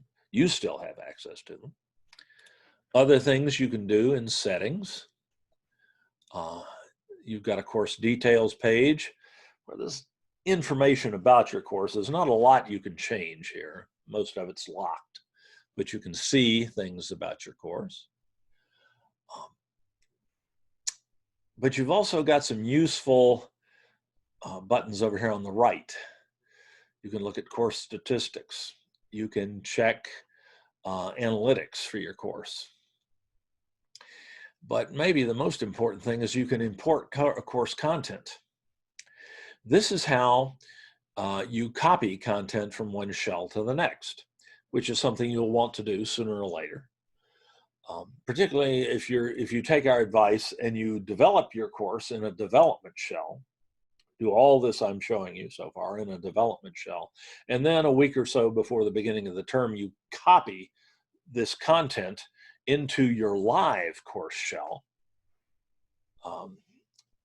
This is where you'd go to do that under import course content. That's important enough. I need to show you how to do that. So I'm going to go back to my dashboard. I can always get to these items over here in the global access menu whenever I need them. I'm going to go to that course shell we were working in earlier, the Canvas Demo 2. I'm going to, I've got this content that I added manually, but let's say this was your live shell, that you're going to use for fall term, and you created your course in your development shell. It's all beautiful and ready to go, and you just want to move the content and the assessments and everything over into this shell. You just go to Settings and select Import Course Content. You won't see Copy this course. You just say Import Course Content.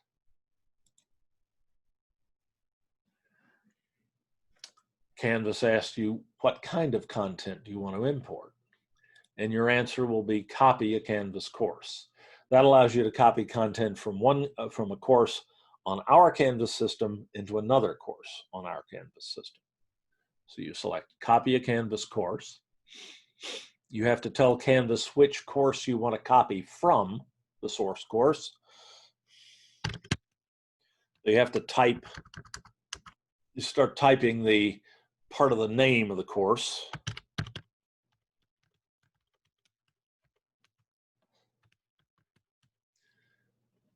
And sooner or later, as you type and type, it'll narrow things down until you see the course you want to copy from.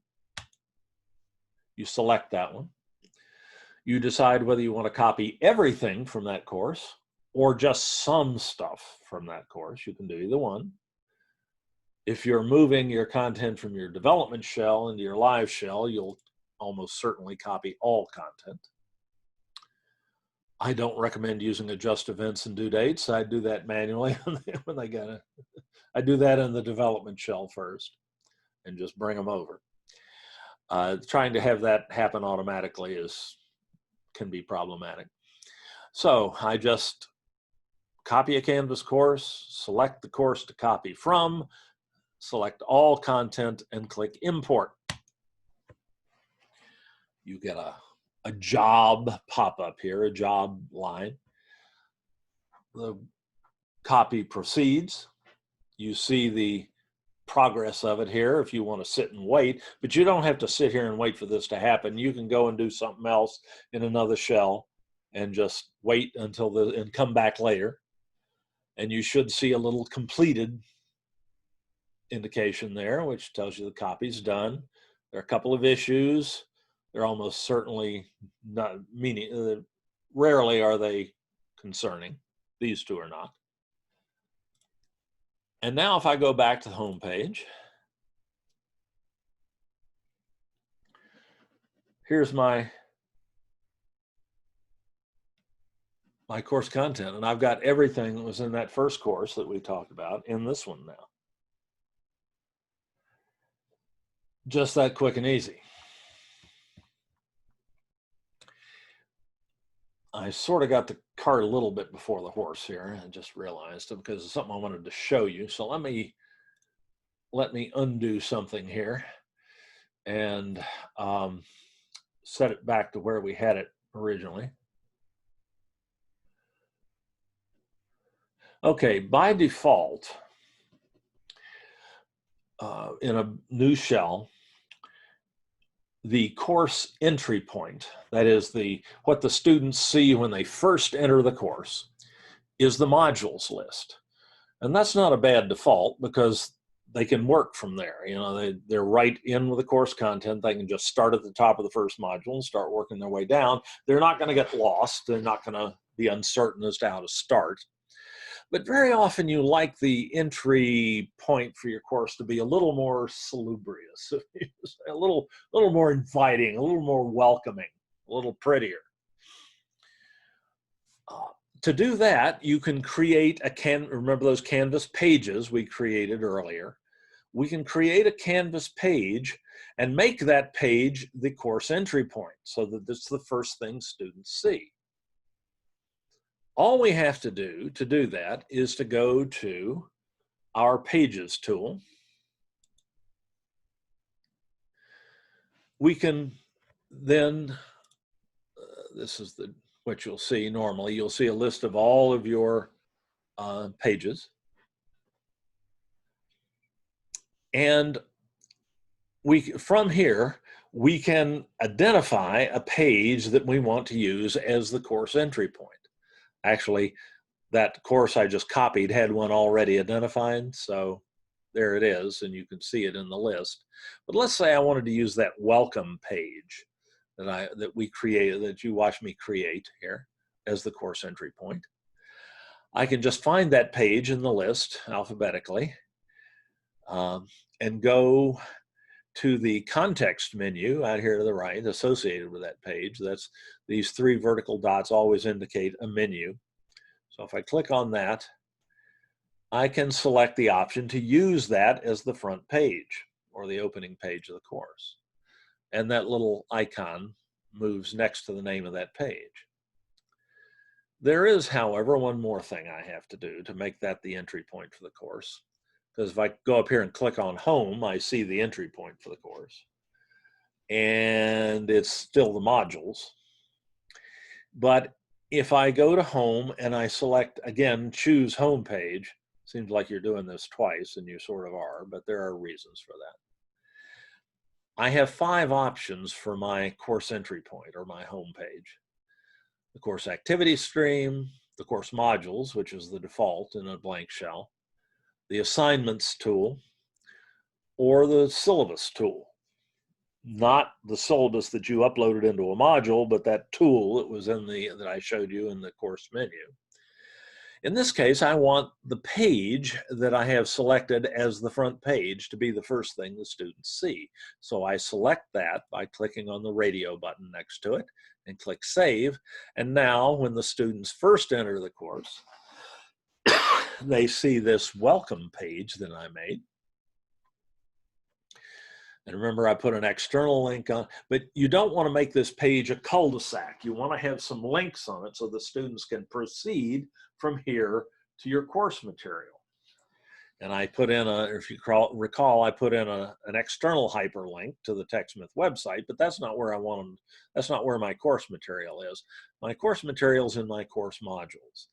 And I probably put some information, you know, what I might well do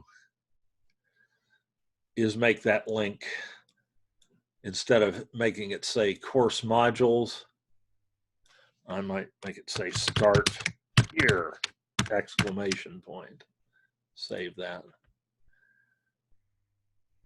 So when the student gets through watching the video and maybe reading anything else I put here, maybe I'll put some of my syllabus material here, maybe my learning outcomes or something, or just a little welcome message or whatever. Is a great place for an introductory video, which is what this is. But they're not stuck on this page. When they get through with this page, they can just click Start Here, and that will take them to their course modules, and they're ready to go. Oh! And in 2 hours, just, boy, right on the money. Yeah, thank you. Thanks, Katie. I'd like to tell you I planned it that way, or I could hit that every time. In 2 hours, we've taken the nickel tour of Canvas. I know it was a whirlwind tour, and I certainly don't expect that you will retain all of that. But hopefully it will look more familiar the next time you see it, like in the online faculty certification program, or when you just sit down and start to play with Canvas to start creating your own courses. This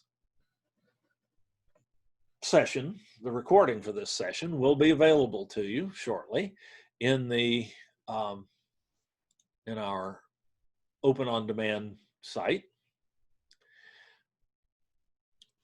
At the top of the screen, in this menu bar at the top of the screen, is a link for Workshop Archives. This is where we put all of our recordings of all of our Zoom sessions, going back to 2013 in some cases. If you click on that link to Workshop Archives, you'll see lots of previous Zoom sessions, including an identical one of these, well, more or less identical. They're all a little different. The last time we did this was on July 17th. So that recording's there. And there are several more of them. If you scroll down there, 9 pages of recordings.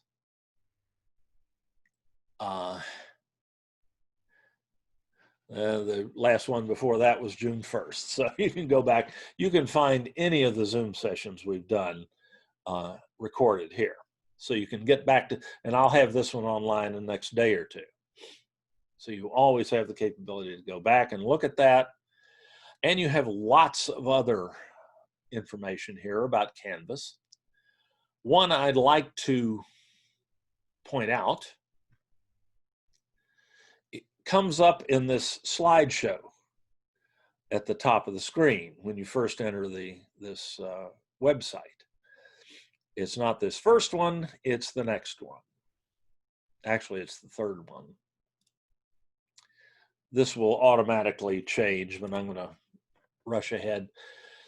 Broad Strokes is our collection of basic Canvas tutorials. These Canvas tutorials, if watched in order, do their very best not to, like this session, not to make assumptions about prior knowledge of Canvas or learning management systems or online education, period. But these are shortcut tutorials. They're just as quick and as basic as we can make them and still have them be valuable. here they are in order. We recommend you do them in order. This is sort of like a little module all itself. And most of them are like 6 or 7 minutes long. The one on adding content is about 17 minutes. I just couldn't pare it down any more than that. But the rest of these are real short. They cover most of the information that I gave you today in this session at about the same level of detail. But most of them take between 5 and 7 minutes. And they are just, as Jack Webb used to say, I was watching Dragnet the other night. It's amazing what you can find streaming online now. I was watching Dragnet the other day, and just the facts, ma'am, as Jack used to say. And these are just the facts, ma'am. So, but they cover most of the stuff you need to get started in Canvas. So I would refer you to those. They might be more useful than watching the 2-hour recording again, though you can fast forward through the 2-hour recording. Anybody who could actually watch this again should get a t-shirt.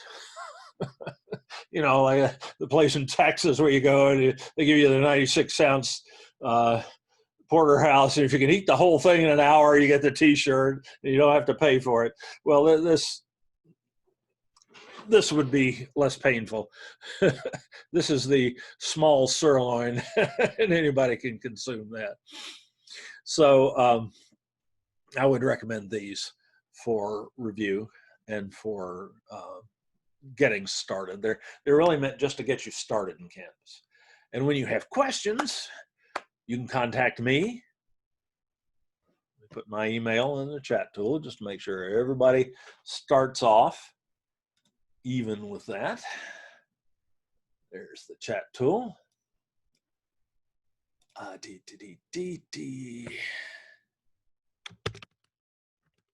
love to hear from folks who have been in my sessions. Lets me know they were listening.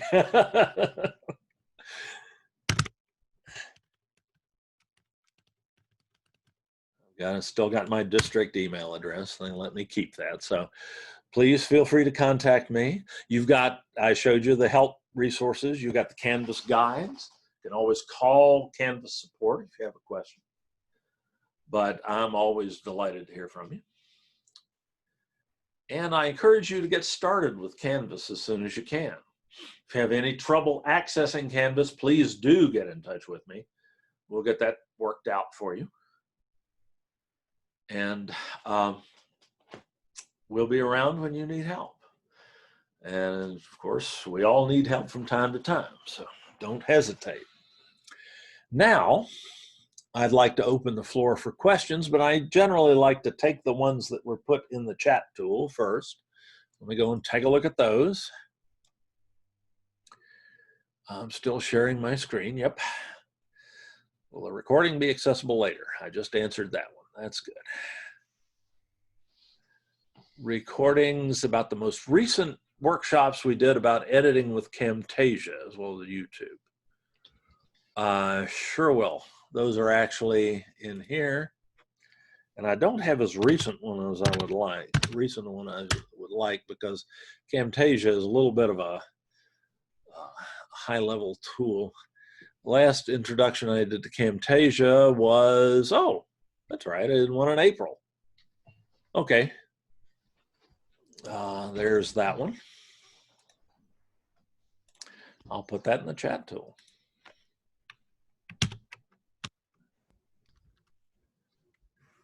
That was self-explanatory.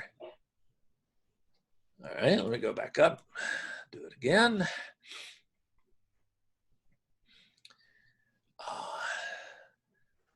You can access Canvas through your Peoplesoft portal. Yes, you can.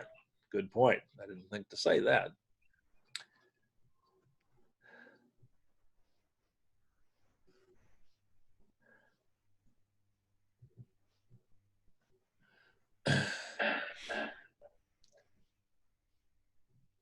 Okay, I would like to blend the home page I created in the Online Faculty Certification Program with one I used last semester. Would it be best to import last semester into the fall semester and then import just the home page from OSCP. Yeah, that would probably be the best way to do that, Kathy. Students. A little. I'm sorry? I think you kind of show that just like a minute ago. Yeah. So like, But yeah, you can import just one page from one shell into another. You can copy one page from one shell to another. And then you would just have to go and make that imported page the home page, the front page, just as I showed earlier. but start with my original last semester and then Yeah, that would probably make the best sense, yeah. Okay. Rather than vice versa. Right. Yeah, I think that makes sense. Okay. Here's a very good question. Students are going to need to have some type of introduction to Canvas, right?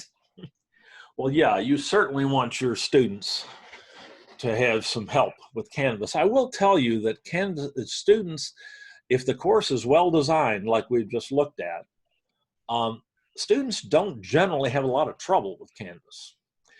The user interface in Canvas is, particularly for students, is quite intuitive. And it's one of the primary reasons that Canvas was picked as the learning management system for the California community colleges, was that it was better for students. In some ways, Blackboard was better for instructors. It gave you more power. A little bit, not a whole lot, but some. But for the students, Canvas was a lot better. It was judged to be the case, and experience has proved that to be true. I was the support contact for the extensive pilot program we had in getting ready to switch to Canvas. The pilot program got quite extensive because we had to do it for 3 semesters instead of 1 because Peoplesoft wasn't ready for it. So we had to run 3 semesters of pilot courses in Canvas, which were courses with actual students taking actual online courses. But that, on a limited basis. We had about 10 courses a semester, but that still translated to hundreds and hundreds of students each semester. And I was the only, we didn't have the support numbers and so on from Canvas yet because we weren't officially using Canvas yet. And I was the support contact. I got all the support requests from students. And I can count on my fingers and toes the number of times I had a question from a student that wasn't, what's my password? Or can you reset my password? They just took to it. They didn't really have much trouble with it. But that's not to say that you shouldn't give them resources. I would certainly point them to the Canvas student guides, which are always available under the help button.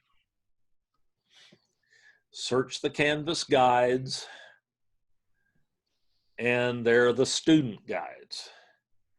And there are just hundreds of student guides as well as instructor guides on just about every aspect of the system. But there is a nice general overview of Canvas for students in video format that Canvas provides. It's a little hard to find. Let's see, they keep moving it around on me. Well, let me see if I can find it for you. It's in the video, guides video over here, that unassuming looking little link there. And it's not even one of the featured ones. If I click on guides/video, oh, and by the way, some of you may be seeing those video thumbnails over there. Here's how I got here. Sorry about that. On the guides, how-to guides page, I went to guides:video, clicked on that, and went to videos meant for students over here. And there is a Canvas overview video here, if I find it. Canvas overview for students. And this is a, let me see, about a 4-minute video that really gives students a great look at what Canvas can do and what it looks like from their standpoint, because of course their use of Canvas is a good deal less complex than yours is. And that video is available at this URL. And what I would do is I'd put this in as an external URL in my Getting Started, my Introductory Module. And that's a great question, Ardith. Thank you so much for that. You would do that simply by going to Canvas. And right in your Getting Started module here, you'd make add item to module, add an external URL, paste in that URL, Canvas overview for students. I don't want them to think you're Dottie. You can try to spell it right. I've given up worrying about things like that, obviously. Me too. When you're putting links into videos, I strongly recommend you load them into a new tab, because sometimes they won't play otherwise. And add item. And now, and publish that. And when the students come into here, they can just click on that, open it in a new window, and there it is. And they can play it. Oh, that reminds me of something else that I should have said earlier. Another thing, assuming you want your students to eventually see your course, sometime, usually the night before the course is supposed to start, you must publish your course. Everything. You have to publish everything in your modules as well. So the modules have to all be published, and everything within them has to be published if you expect students to see them. But if you expect students to see the course at all, you have to go at some point before the beginning of the term, depending on when you want the students to see it. You can publish it before the first day of the term if you want to. That's up to you. But you must click publish and see that button turn green and say published if you expect your students to be able to get into your course. We would really appreciate it if you do that before like 8 a.m. on the first day. Because if you don't, our phone is going to start ringing and your email box is going to start filling up too, probably. Not that we're going to give them your email, but they have their ways. They'll find you. And there's a lot of gnashing of teeth and tearing of garments and things like that if they can't get in on the first day. So that's something I'm about to forget to say. Sorry about that. Okay. Yes. Question? Can't you just put Canvas overview for students in the search button, or it won't go directly there? No, you can't. Video? Yeah, that's something you'd have to add in. You could always put a link to it on your homepage if you wanted to. No. I mean, to find a video to begin with, couldn't we put it when you were looking for it? You went through all the steps. Couldn't you just put it in the search button in the open resources? No, that's not on our site. That's on Canvas's site. Oh. You know, I probably should add a link to that to our site. That's a good suggestion. But no, I didn't find that video on our on-demand site. That's on Canvas's website. And it's really well hidden. But we probably should put that on our site. That's a good point. Thanks. Okay. Great questions. And that was a really good one. Patty, Google Slides, question mark. Yeah, you could, you can link to Google Slides, like a PowerPoint alternative in Google Docs from your Google Docs. Let me pull up, let's see if I have my Google Drive open here. There it is. That's where I store my seminar outlines. And let's see if I've got a Google Slides document here. Yeah, this is a Google Slides presentation, alternative PowerPoint. This is just a little sample one I use for demonstration purposes, and created by my alter ego.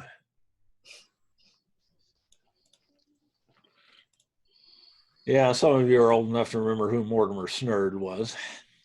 Oh, Jesus. My alter ego. He was the dumb one. But yeah, that's Mortimer there. Oh. Anyway, if I want to give my students access to this so that they can watch it, I can share it in Google Docs, and I can get a link to it, and I can let anybody with the link view it. And this is a public link then. I don't want anybody to be able to edit it, but I want them to be able to look at it. So in that case, Google Docs gives me a link.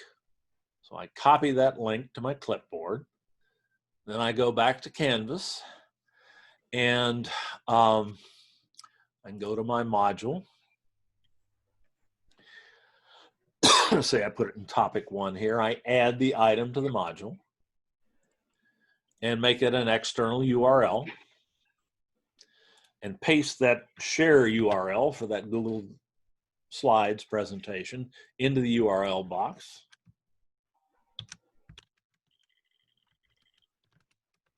Name it.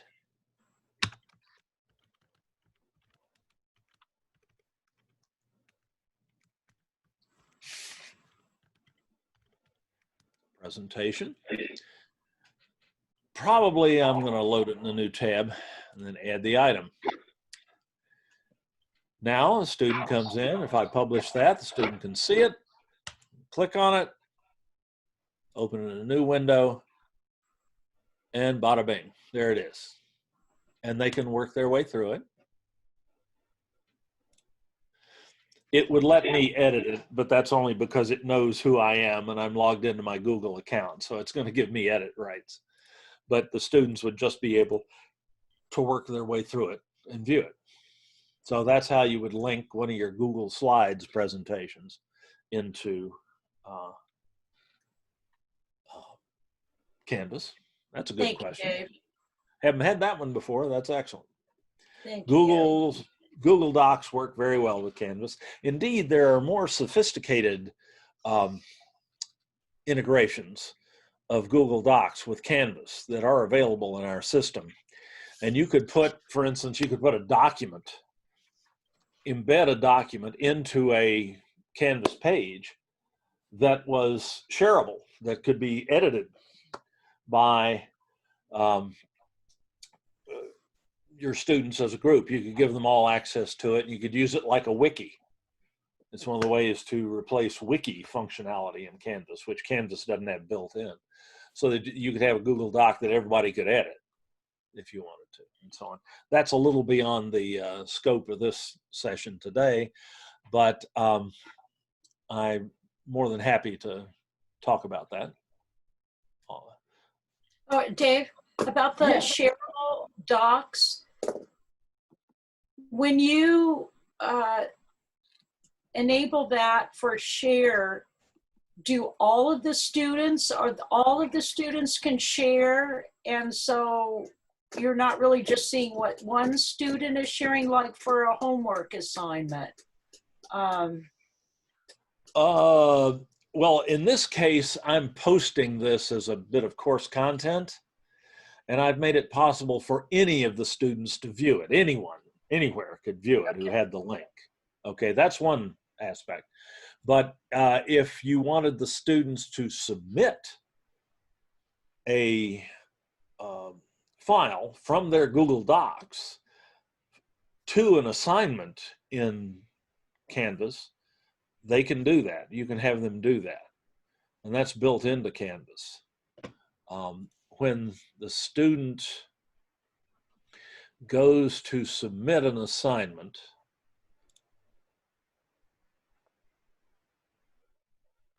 let me go to this demo course that I use, my standard example course, and go into student view. So I'm acting as my test student. The student, if the student goes to an assignment that is set to be submitted by file upload, which this one is, if the student clicks on that and goes to submit the assignment, they get a file upload tab, but they also get a Google Drive tab. And if they're logged into their Google account, I can't show you this masquerading as the test student. Sorry about that. I keep forgetting that. But normally it would bring up my Google Drive here, right in this window. Oh. And I could search through it for the file that it created in Google Docs and upload it to the assignment. I'm sorry? Oh, There's somebody else talking on the phone. Yep. I'll take care of that just a second. Could it be shared? Just a sec. Okay, I muted everyone. Now you can unmute yourself and ask that question. Just and we'll hear you, and only you. Go ahead. Okay, so if they pull up their Google Doc on there, right? Okay, I guess it doesn't really matter because for the assignment, I can always make my comments to their yes, they're handing in. Okay, so it doesn't need to be on a Google Drive. Yeah, it's a neat way for them to use Google Drive with Canvas without having to go through a lot of hoops. Okay, all right, thank you. And that option is available automatically if you select File Upload as the type of submission in a homework assignment. They'll get that tab as well as the File Upload tab as well. Okay, thank you. Okay. And I'm having a real hard time skipping over this. This little tab here is something that just showed up in Canvas for us today. Oh. This is Canvas Studio.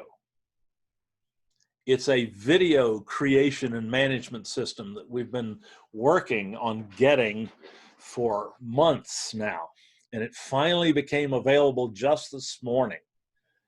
And it's a way for you to, makes it much easier for you to not only create your own videos, but to upload videos that you have into Studio and have them well organized and make it very easy for you to share those videos with your students, even easier than the processes we've had to use before.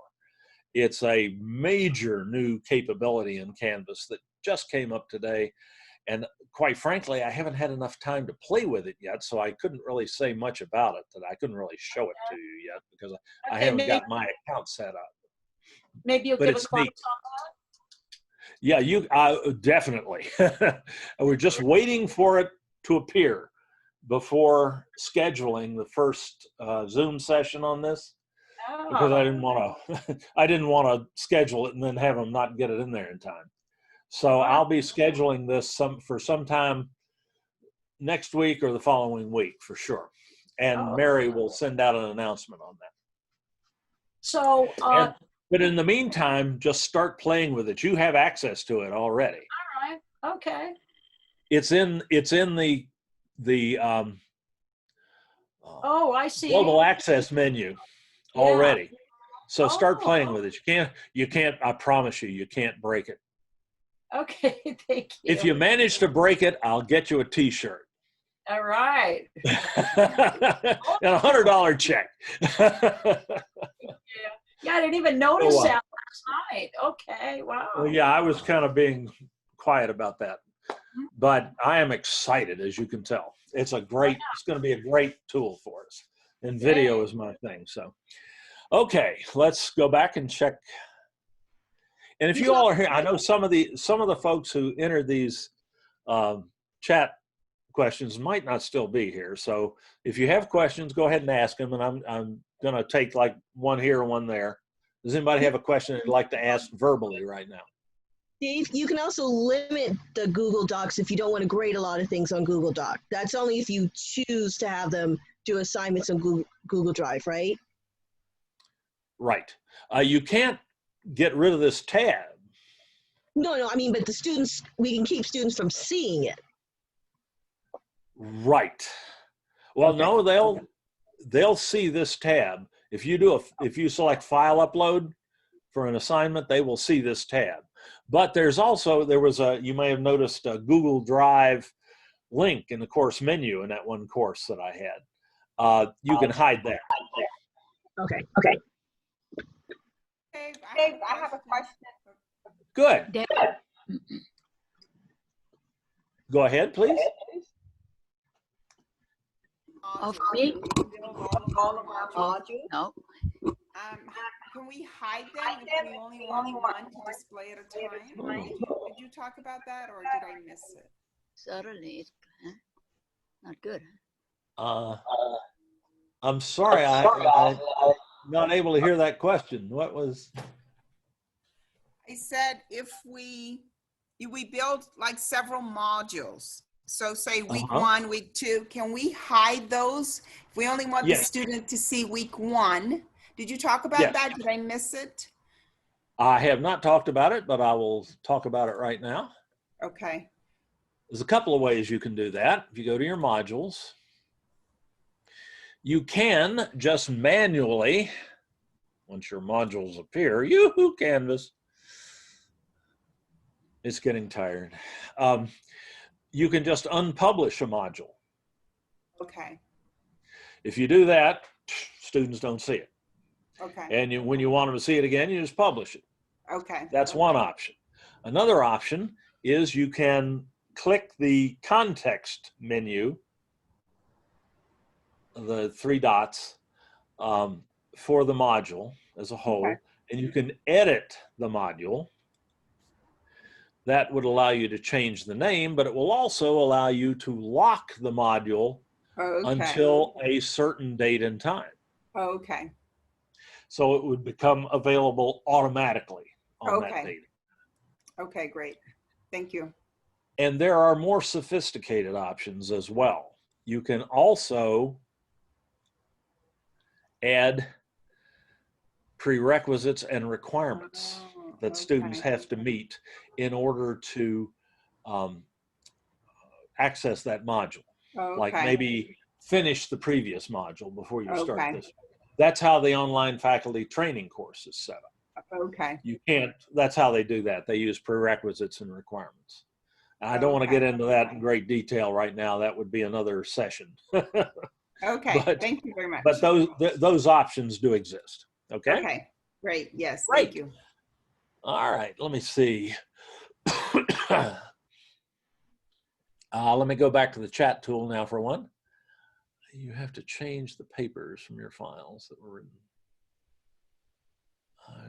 Let's see. Is that me? Yeah, Ardith, I think so. Well, certainly you always want to edit any documents that you use in your course to reflect that you're teaching in an online environment. Right, because they're all like for a classroom environment.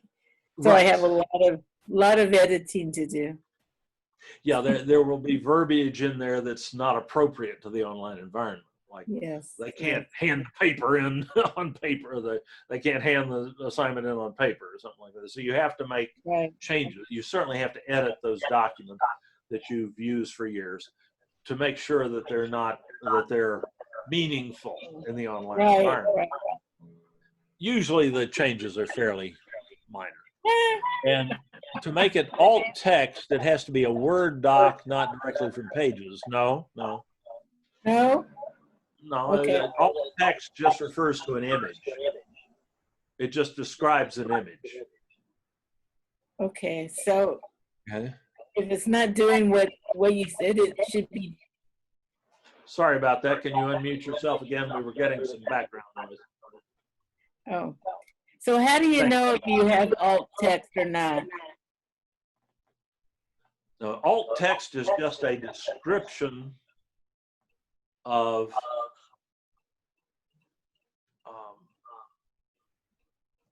an image in a page or a Word document or whatever. And you would want that no matter what the source of the image was. Okay. So is alt text that way?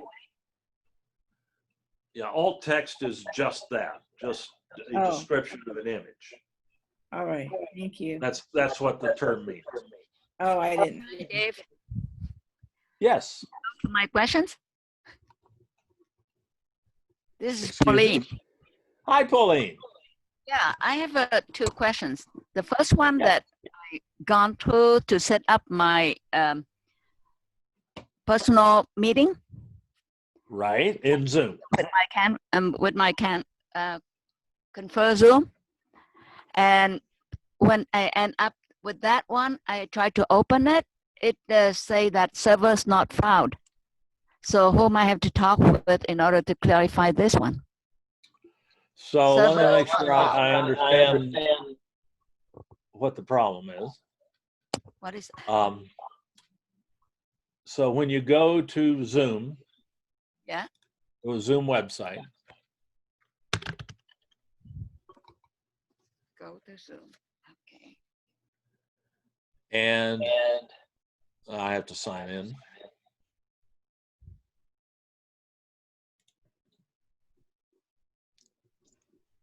And I go to my personal meeting room. Uh-huh.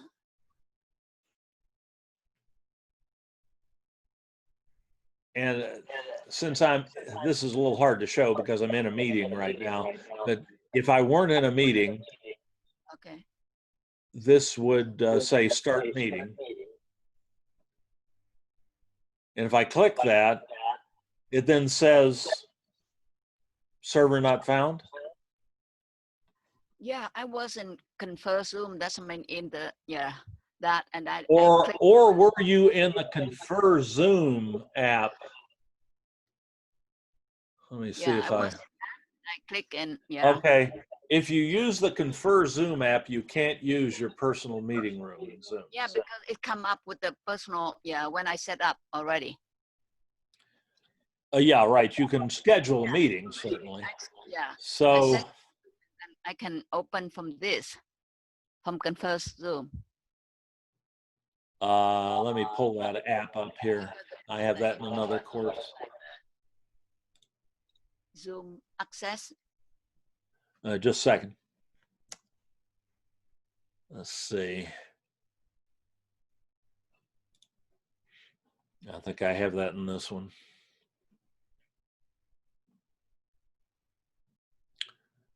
No, darn it, I don't. Well, let me put it back in here.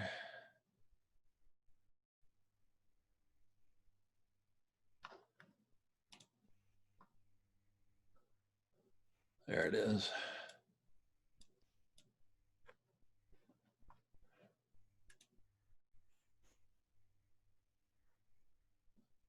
Let me refresh the screen. Okay, so it's this app that you're talking about.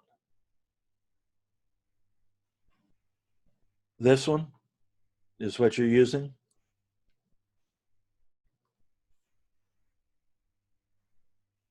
Oops. I think I may have lost Pauline. No, she's still there. Pauline, is this where you're creating your meetings and entering them?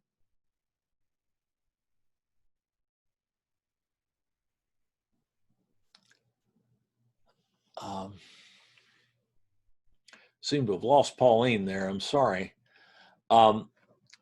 This is an app that's available in any of your Canvas courses. It's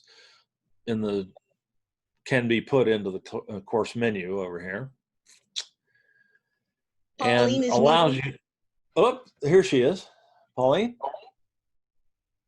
I set it up and they give me, the names in here, my personal, Zoom room. So that's mean, after that, I just click that, it, come up with the screen that they say, server is not found. So when you'd like to try to launch a meeting here, Yeah, and it gives you server not found. yeah, that's right. Oh, that's interesting. Yeah, I set up the way that you, I gone through the the tutoring. Well, now this is not how I showed you to set up because I don't use this app. So did you? Did you like get your personal meeting room link? Yeah, like we use. Okay, and then you put that link into a external URL or something, and No, so we set up a simple Zoom integration in Canvas. Oh. Yeah, we set up that way, and Okay, now I understand. And they give me the number, So something like this, yeah. And you click on this link. Yeah. See? That's interesting. So you can click here to sign in Zoom, but mine is just say servers not found. That's interesting. Let me check that link and see exactly what's said in there.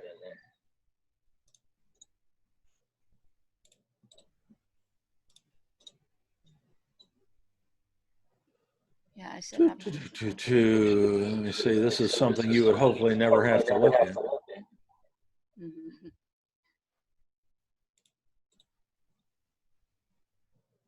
Oh, I think I picked the wrong one. Sorry.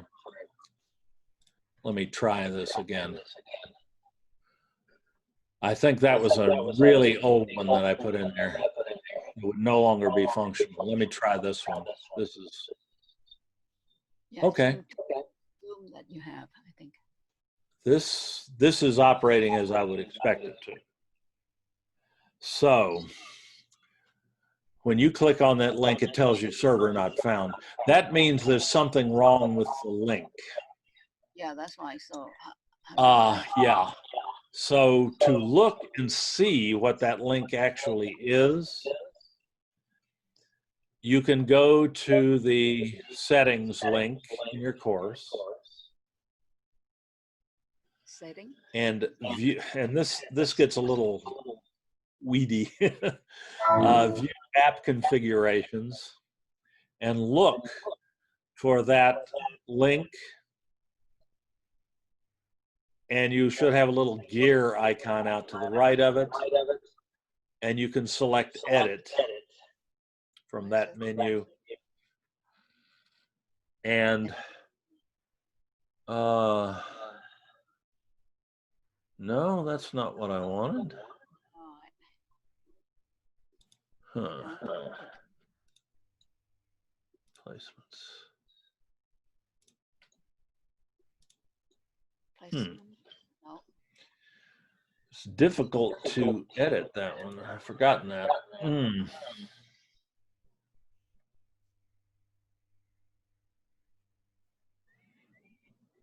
Edit app. I tell you what, Pauline, I'm probably going to need to take a look at that link in your course. Okay.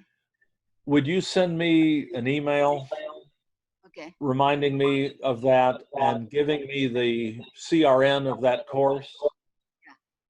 And I'll go in and I'll look at that link and see what I can find, okay? I have another question. So, Go ahead.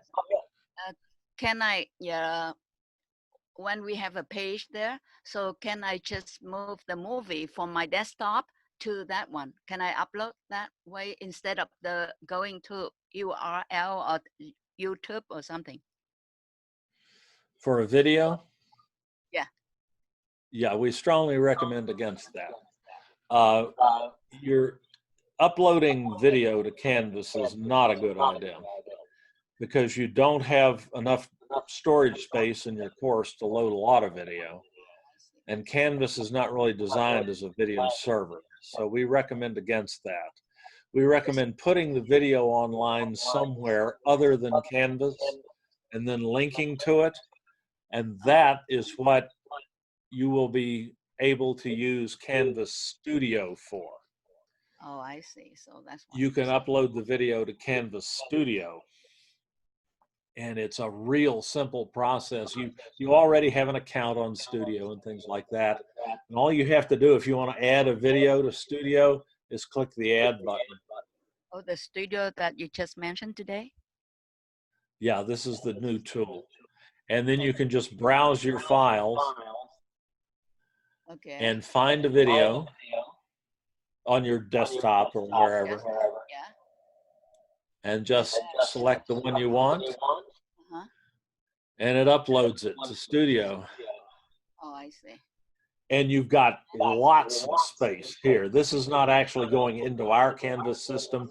This is going into Canvas Studio. And pretty soon that will show up. And then you can link this video into your course.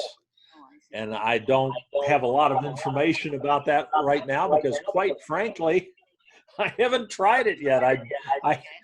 I saw this literally 10 minutes before time for our session this afternoon. Okay. And I can't wait to try.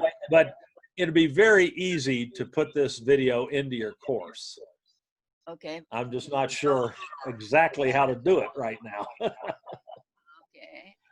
So that's what you will do. And we will be making tutorial videos for this. And I will be offering a session on how to use Canvas Studio sometime in the next 2 weeks for sure. Okay. Okay. All right. Oh, okay. All right. Very timely question. Thank you. And don't forget to send me that email about that Zoom link. I need, yeah, very And I'll take a look at it. Oh, and would you also, in that email, send me your Zoom join link so I can check that? Okay. Thank you. And I'll get that sorted out for you. Dave? Yes. Yeah, how do I get my Zoom meeting room? Like, how do I get that? Oh, how do you get a Zoom account? Yeah. I'll tell you what, I'm gonna, Pauline, I think you may have an extra device or a speaker turned up a little high because we're getting some feedback from it. So I'm gonna mute that right now, but you can unmute yourself. Okay. Okay. All right. Okay. How do you get a Zoom account for free? Yeah. You go to, and this is available to any faculty member, full or part-time, at any California community college. All you have to do is go to this URL, www.conferzoom.org. Actually, I think the www is optional. Okay. Confer Zoom, all one word, C-O-N-F-E-R zoom.org. Okay. Press enter. And there's a sign up button. Just click that and you get a short form. You just give them your first and last name and your email. And it's your email that validates you as a community college faculty member. So be sure to use your district email, the edu, email, SDCCD edu email address. Yeah. Then your organization is just your college or continuing ed. Okay. Classification is administrator, staff, or faculty in your case. Okay. Title, associate professor, professor of, of esoteric studies or whatever. I would give them my cell phone number if I had one. Okay. And then just click sign up. Okay.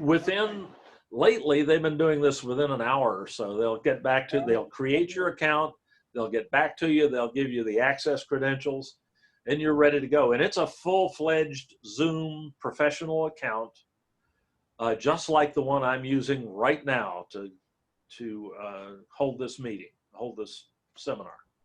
Okay. All And right. you should be able to be using it probably by tonight, if not by tomorrow sometime. And when you have questions about getting started, you're welcome to contact me. You have my email address, but we also have on our on-demand site that I've talked about already today. If you go in, the first thing you'll see is this, Educating Over Zoom. Oh, This is okay. a slideshow of featured videos. If you click on that, you'll get a document, a collection of tutorials on Zoom basics. The first one shows you what I just showed you, how to get a Confer Zoom account. Okay. Then how to start a meeting and give your students information on how to access it. Okay. How to join someone else's Zoom meeting, how to use the Zoom host menus when you're running, how to run your meeting, Okay. how to record, Okay. how to link those recordings into your Canvas course, Okay. and what to do if somebody breaks into your session and starts being disruptive. Okay. That's not going to happen. I've heard stories. In all the hundreds and hundreds of Zoom meetings that I've done, it's happened to me once. Oh, okay. It's rare. Actually, if anybody's going to disrupt your meeting, it's going to be one of your students. And there are ways of figuring out who it is. Okay. So anyway, that will help you get started, but I'll be happy to answer any questions you have as well. Okay. Thanks. My pleasure.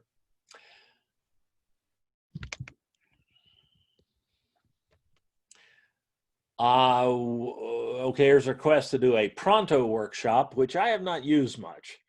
I looked at Pronto about 10 years ago when we couldn't afford it and couldn't get it for Blackboard.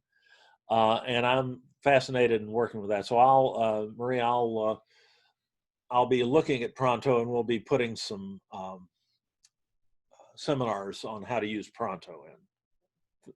Thanks for the suggestion. And I'll do Camtasia. I already have Camtasia scheduled again sometime between now and December. I don't remember exactly when, but I will do that one again. And I'm going to be doing Canvas Studio fairly frequently for the rest of the next couple of months. So all of those will get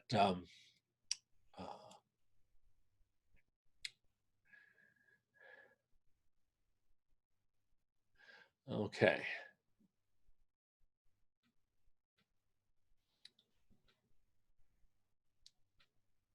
Can you caption easily in this new studio thing? I'll play with it. Maria. Yes, it does have captioning. Like YouTube, it will caption automatically. I haven't been able to try it myself yet, so I don't know how good the automatic captions are. But it does have that. You do have to request the captions, curiously enough. They don't come automatically like they do in YouTube or the Zoom cloud. So I don't have a lot of detailed information on captioning in Canvas Studio yet. But you may rest assured I will be looking into that, and that will be included in our training materials. But it does have a captioning capability, and it does have automatic captioning. You just have to ask for it. And that's the end. That's the bottom of the chat tool. How about some more questions? It's only 5 o'clock. Gee, these things usually run for 4 or 5 hours. Hey, So, hey, Farrell. Got a question. Good. If I think you already answered the first part of the question, which had to do with how to transfer from the D shell to the Canvas course, and that was in settings. So I got that. That you answered that early on. Thank Jesus. Oh, anyway, great. but the second part of the question was, I want to upload a video to the homepage, an introduction video that I would do beforehand. Right. And I'm wondering, and I think if I do the video in screencasting, how do I transfer it to the homepage? Okay. If you're doing it in Screencast-O-Matic? Yeah, that's it. Okay. Where are you putting it when you do it in Screencast-O-Matic? On my in my home computer, you know, in the right video section, whatever. Yeah, that goes back to that discussion about not uploading video to Canvas directly. You don't want to do that because Canvas is not designed as a video server. It just doesn't work very well. And you don't have enough space in your course to do much of that. Right. So before today, my advice would have been, well, the best thing to do is probably to upload it to YouTube. Right. And then link the YouTube video into your opening page.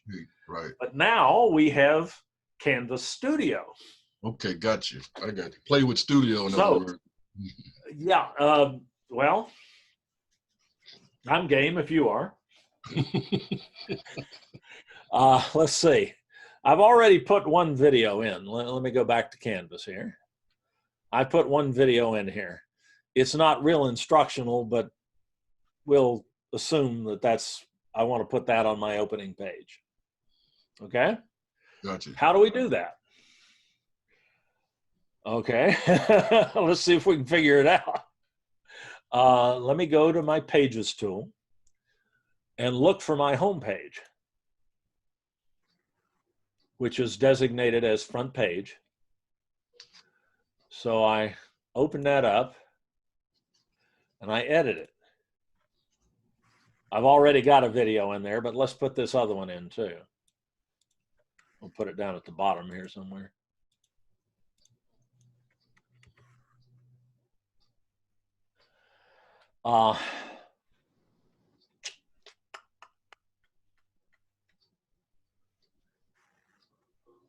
Wait a minute, this don't look right. I picked the wrong course here. Let me get another. This has got an updated version of the rich content editor in it that's not going to look like what you're seeing right now. So let me go back to this one, which is going to give me the right stuff. All right, here's my home page. I can edit that. That looks more familiar. Now, how do I embed a Canvas Studio video in this? Is it under, oh, look at that. In the rich content editor, let me blow this up a little bit. It's a little hard to see. Got it. In the rich content editor, there is, in the second line of tools, there's a little V that if you mouse over it says more external tools. And that's a little terrifying. I don't need more. I'm still working on understanding what I've got already, but if I click that V, now Canvas Studio turns up in there. Let's see what, that seems promising. Let's try that. I don't want to make you think I know what I'm doing or anything.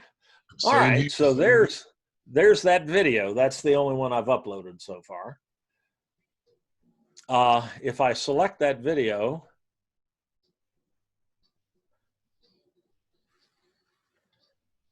I don't want comments on that video. I'm going to disallow that. And I don't want people to download it, so I'm going to disallow that. So it looks like all I have to do now is click Embed.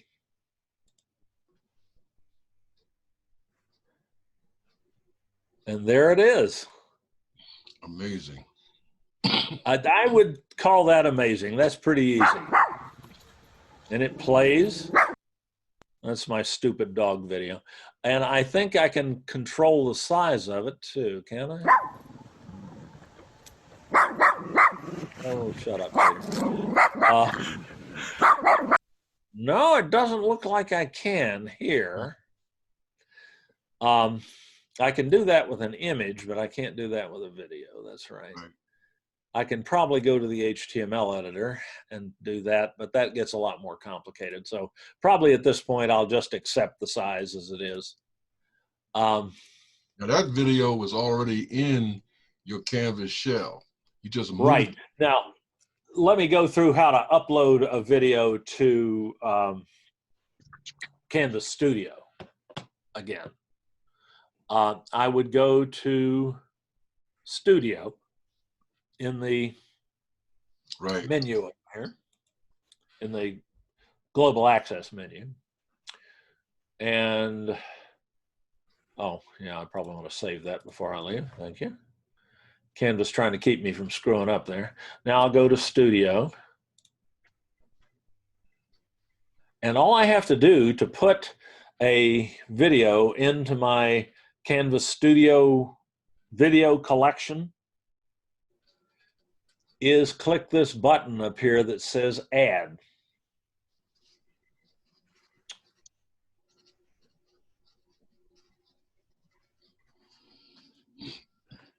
Then it asks me to browse. If it's a YouTube video, I can just give them the URL and they'll put it in. But this is a video, like you said, it's on my local, it's on my hard drive. So I browse for it. Bingo. And I look in my videos folder where I put most of my videos anyway. Right. And I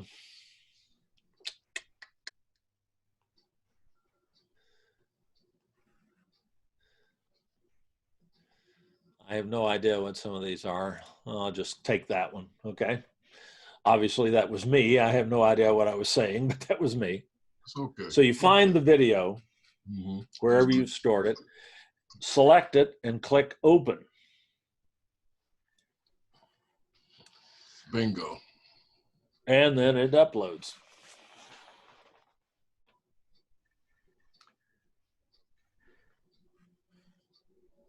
And it's processing it.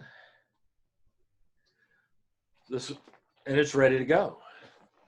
I think I can, yeah, I can preview it right here.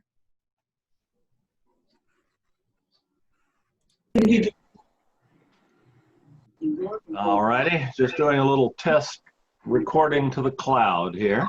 Just want to see if this is working. Check, check, check. Gonna do just a couple of. That was a Zoom session I was recording, and somebody else was talking. That's why I was flipping back and forth for me. So it's not a very useful video, but there it is. Sorry, so I could trash it if I didn't ever want it to see the light of day, or I can just leave it there and go back to my library, which is my list of videos, which I have 2 at this point. Now I can go just what we did a minute ago. I can go to my course. So it's in there, and I can access this video from any of my Canvas courses. And now I'll go to that one we were in a minute ago.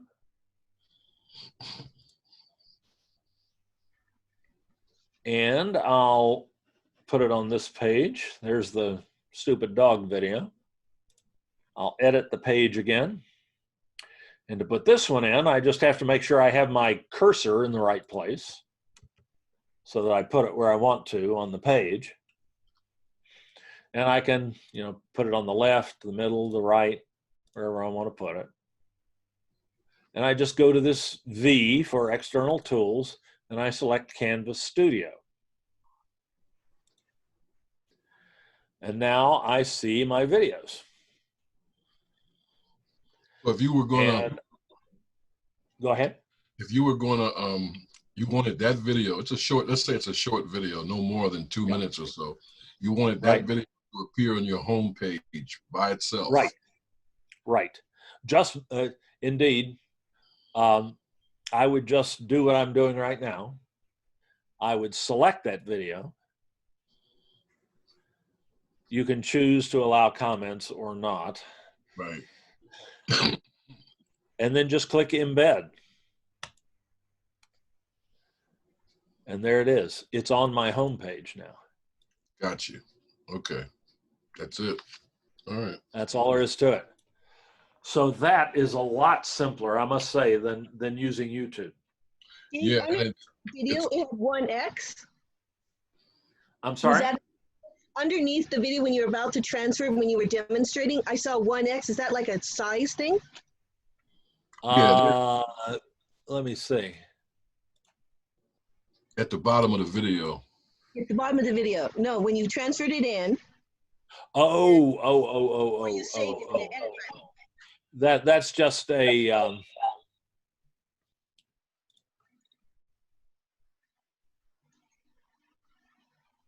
there it is. There. Right by volume. Oh, that's playback speed. That's part of the player bar for this. You can adjust playback speed. You can play it back at half speed, 1.5 speed, or double speed. Of course, that messes up the video or the audio, but you can get to somewhere quickly if you need to. Or if you want to watch something real slow, you can do that. That's not something you use a lot. Okay. Frankly. But that's an option. So Studio should be on the pages as we speak. On the Even canvas. as we speak, you should see it in your both in your shell.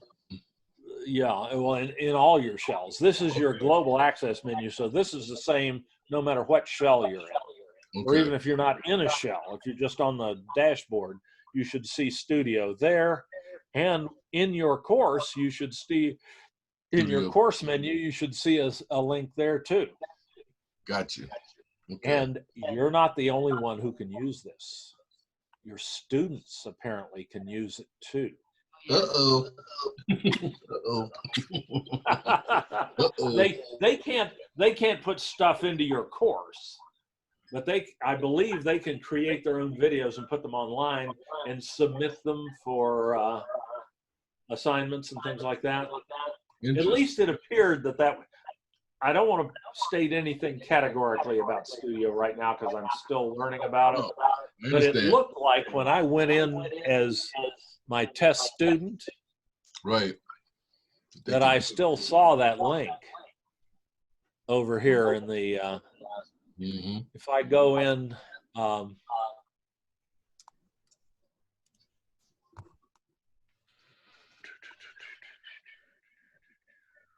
like that. Shrink this down a little bit. If I go into student view, yeah, that's it. No, I do see Studio over here in the global access menu. Let's see what happens when I try to access it. But you don't see the Studio. They can add a video, looks like. Sure looks like it. Yeah. Okay. Dave? Okay. So technically speaking, if they created a video, they could upload it. Yeah. They could upload it to an assignment. Right. Or a discussion post. Okay. But they could not put it into one of your modules. They couldn't make it a part of your course. But discussion on something interesting. Yeah. Very interesting. I think, again, take anything I say right now with a grain of salt. I hear you. I'm figuring this out as I go along. But that's telling. Yes, it is. We were able to figure out how to do this with no instruction and no prior knowledge, and we're just able to make it work. Right. That's real encouraging. You better That believe means it the is. user interface is well designed, and it's Mhm. not going to be difficult to learn. Oh, I'm excited. This is going to be very transformative. And Okay. when adding videos, looks like the students don't have access. Oh, they do. Uh-huh. If you don't already have the video, like you said, you made the video with Screencast-O-Matic, Right. you don't have to do that anymore. You can make it with Canvas Studio. That's what I wanted to hear. Yeah. And you're going to like what you see. If I do screen capture, this is going to look real familiar. But you require to have it in YouTube. No. Mm. Yeah. You don't have to use YouTube anymore. But in the course. Right there. Boom. You can record the video. Good God. This is great. This Does is this great. look familiar? Yes, it Carol? does. Yes, it does. It looks like Canvas for creation Yes. of videos, Canvas Studio uses a licensed version of the Screencast-O-Matic recorder. So Uh-huh. it's just like Screencast-O-Matic. Oh, I see. Okay, so we're gonna use That that. ain't interesting. Okay, Uh, Dave, Easily, yes. I have a Pauline. question because you asked me Yeah. for the. Yeah, I go to the Zoom. In my profile, I just have the personal meeting ID. There isn't any link. So you asked me for the link, Zoom link. If you go to the personal meeting room, you don't see an invite link like that. Here's the meeting ID. Yeah, they But give 2 me lines down, do you not see an invite link? no. Okay, I go to. That would be unprecedented in Zoom. That's weird, huh? Yeah. If you want me to take a look and you're Yeah. comfortable with me doing it, you can send me your Zoom login credentials and I'll go in and look at your account. Okay. Yeah, I can give you that. I'll be happy to do that if you're okay with that. Okay. Okay, but anyway, the Canvas Studio recorder is Screencast-O-Matic's recorder. Okay, so And you can record screen, webcam, or both. And it looks like there may be a few features missing, but not many. Mm-hmm. I'll just have to play with it and see. I knew that this was how they made videos in Canvas Studio, but I hadn't had an opportunity to try it. So I will proceed to do that. But I don't think you'll have any trouble with it. If you just, from now on, instead of going to Screencast-O-Matic, just go to Canvas Studio and click that record button and you'll get the same thing. And go for it. That's it. Yeah. Start screencasting. Amen. Yep. I'm thrilled. You and me both. It looks to be simple. You and me both. And I definitely resemble that description. Simple is my middle name. Oh. Okay, thanks for asking that question. It allowed me to play with Studio. Didn't even Anybody know. else? oh, invite link.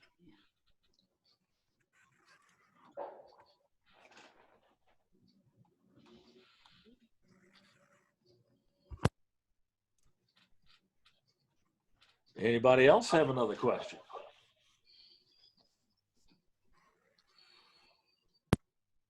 Email. I get to the invite link from the Zoom. Right. Yeah, so I just pass that to you. If you send me that, Okay. That's very, very long. Along with the CRN of the course that you're having the problem in Canvas, Okay. I will take a look at it. All right. Okay. Thank you very much. You bet.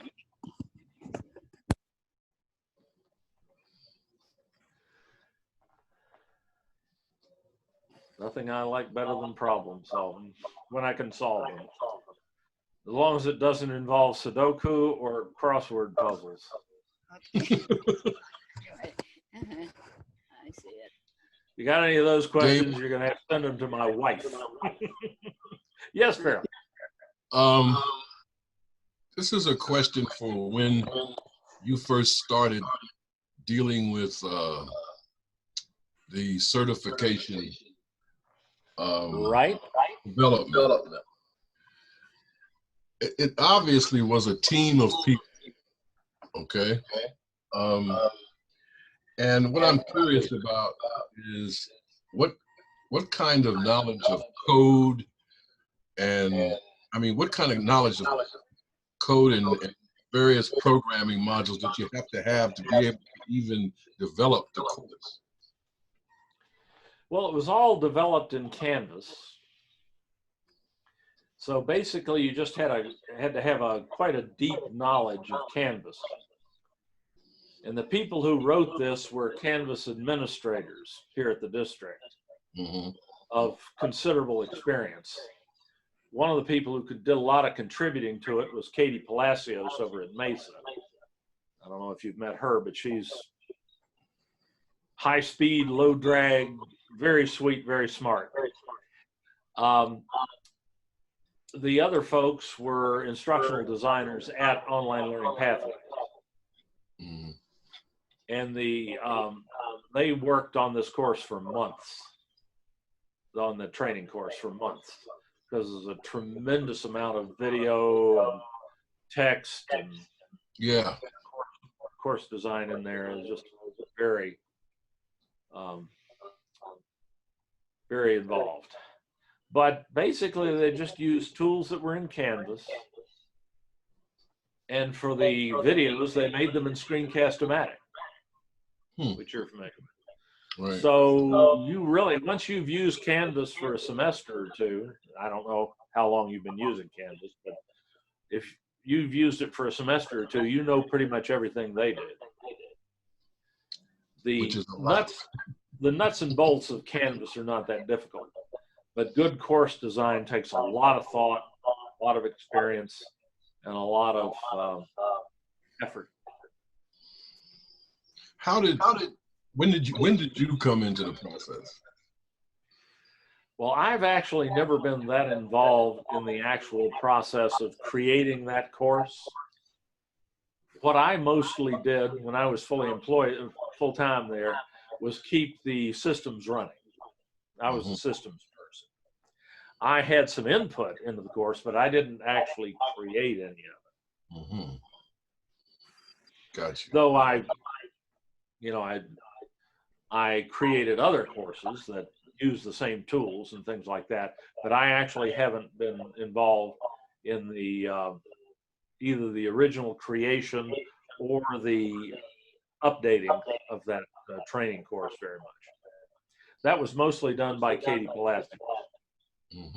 She and I were the full-time instructional designers at Online Learning Pathways for 10 years. Or she went to Mesa and I retired. Gotcha. But the new folks, Chris Rogers and Jim Tidwell, did an awful lot of work on updating that course for Canvas. And they did a great deal of work on that.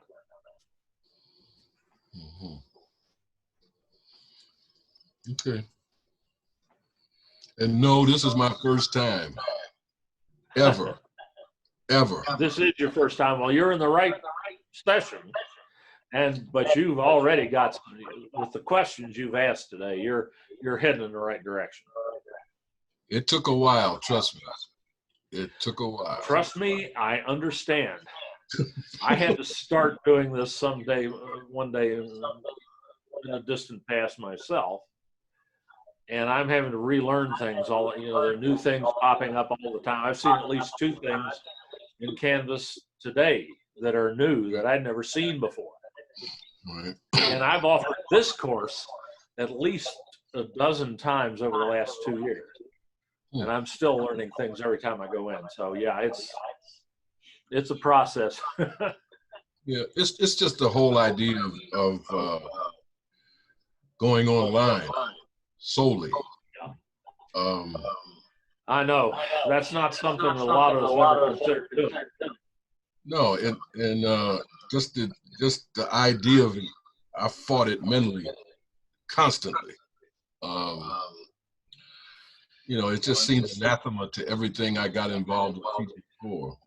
Well, I tell you, one thing that I think might help is thinking not about just about Canvas. Canvas is extremely useful and you'll need to use it. But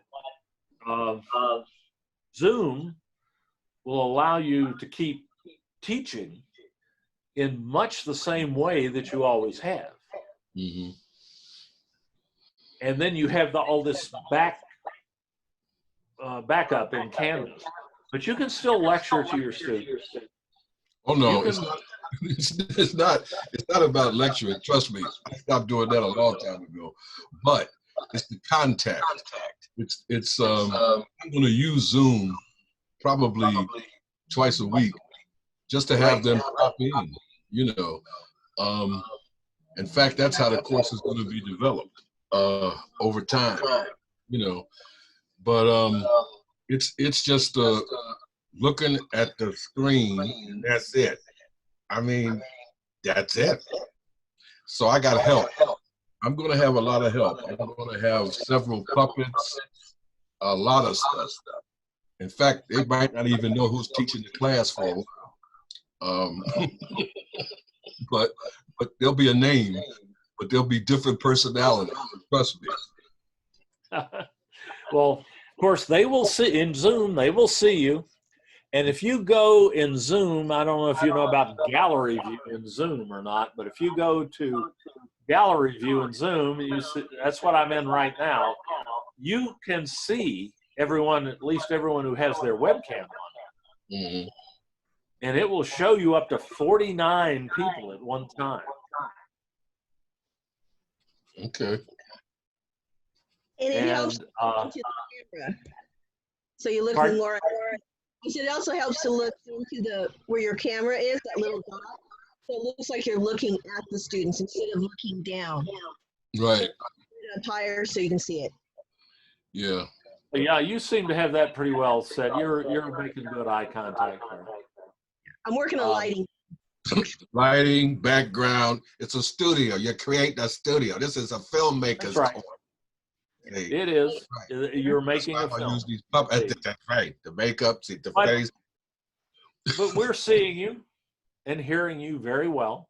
Yes, and that's the problem. Anyway, In my case, they can see me all too well. that's what I'm talking about. that doesn't add a lot to their instructional No. but in my case, but really what you've got there is fine. So you're not in any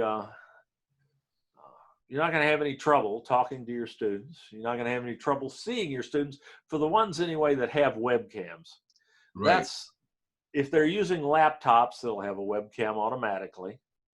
If they're using their phones or a tablet like an iPad, they'll have a camera, and you will be able to see them. They can choose not to show their video, but Exactly. you can ask them to turn it on. Most of them will. But it's the ones that have computers at home but that don't have webcams that you won't be able to see. They'll be able to hear you and they'll be able to attend class, but all you'll see will be like what I'm seeing here. You'll just see names or maybe pictures, still images, but you won't be able to see them. And that, I like to be able to see the people I'm talking to. It gives me that nonverbal feedback that makes lecturing so much easier. Yeah, sense of community. Yeah, you're right. You feel like you're talking to a bunch of people and not to a screen. Exactly. But Zoom is very good at that. And the ones who have webcams, hopefully we'll, because it's very difficult to get webcams right now. They're sold out everywhere, just about, Everywhere. because everybody is online, and the manufacturers can't keep up with the demand. That's it. When I first started this process, I didn't realize I didn't have a webcam downstairs on the main computer. I couldn't figure out why people couldn't see me. Then it dawned on me there was no camera. And that took a month. This was like 3 months ago, so now it must be impossible, you know. So yeah. They're still hard to come by. Yeah, I'm glad I got it when I did. Yeah, I hear you, because that sure does make it better. It's a lot better if they can see you. Well, the other thing is, and this is what you have to keep in mind when you're doing this, they can see a lot. The question is, how much do you want them to see? Right. There may be times you want to go incognito. That's right. That's what I'm talking about. That's why the puppets. That's, oh yeah. Oh yeah. So we're going to play with it. We're going to play with it and see what we come up with. Right. Everybody, it works differently by that. Everybody approaches it differently. I like and that you one. Find what works for you. You like my little cartoon? And you find it by. I like that. Yeah, Whoa, I like that one, Kathy. All right. Yeah, and there's a lot of trial and error in finding it, and sometimes a little bit of pain, but not much. It's actually it's just amazing how well it does work. Zoom is a phenomenal product, and they're reaping the rewards of that right now. Whoever thought of it? That's it. Zoom would go in February. Zoom was handling about 20,000 users a day, 20,000 people who used Zoom at some point during the day. Now it's up to about 300,000 a day. And I presume they're converting some of that to income. Oh yeah. So I imagine Liu, or whatever his name is probably driving a better car now. Yeah, definitely. I wouldn't begrudge him a bit of it either. Dave, yes, okay. Kathy. The question that I was originally going to ask, that I have everything downloaded to my computer desk, like if I film something, because I have film students, and I know Mary also, she films her students too, she teaches speech as well. But let's introduce the Canvas Studio, so it looked like that might be appropriate for. Yeah, but does that mean that I would have to do it through Canvas to film the students? Or no. Okay. No, you could take that Zoom video and just upload it to Canvas Studio. That sounds better, yeah. Right. But it doesn't. And then all your videos in one place. Yes. And as far as I know, there's no limit to how many videos you can put into Canvas Studio or how big they can be. Oh man. I will test I'll be pushing that limit to find out. But that's my operating assumption right now. Okay. So you can go and pull all those videos out of YouTube or off your, if you've recorded them to your local computer out of Zoom, you can just go right now and upload those to Canvas Studio. Okay, well, McGraw-Hill gave me a lot of videos for study, so I guess I can upload all of those in there, and then, but I don't see why not. On a page, so like maybe one page for instructional videos, and then one page for student videos, like. Well, yeah, you can, in Canvas Studio, you can make what amount to folders. Folders. They call them collections. And you can have as many different collections as you like. So you can organize your videos on Canvas Studio. You can have different types of videos in different places so that you can find them easily. And remember, just because you put them on Canvas Studio doesn't mean they're shared with your students. You can then share them with your students in a number of ways. Okay. In Canvas or elsewhere. You get the You don't even have to share them through Canvas. You could email them a link if you wanted to. Canvas Studio is just a repository for your video that lets you store and organize your video online and serve it from there without, you know, and you can have all your videos in one place if you want to that way. Okay, it's just that you said storage so much that, is it on a page and that won't fill it up because it's a special link versus if I put it directly into Canvas? Or you don't know?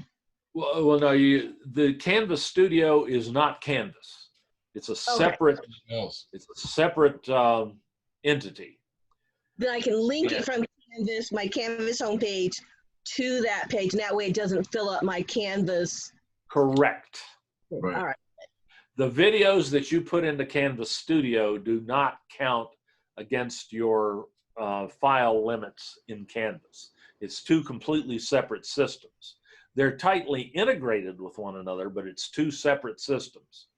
And as far as used to be called ARC, and then Canvas, Instructure bought it, and they just bolted it onto the side of Canvas. But the as far as I know, you can put as many videos as you like into Canvas Studio, and then just link to them from within Canvas. You can embed them into a Canvas page. You can just link them into an external URL and a module.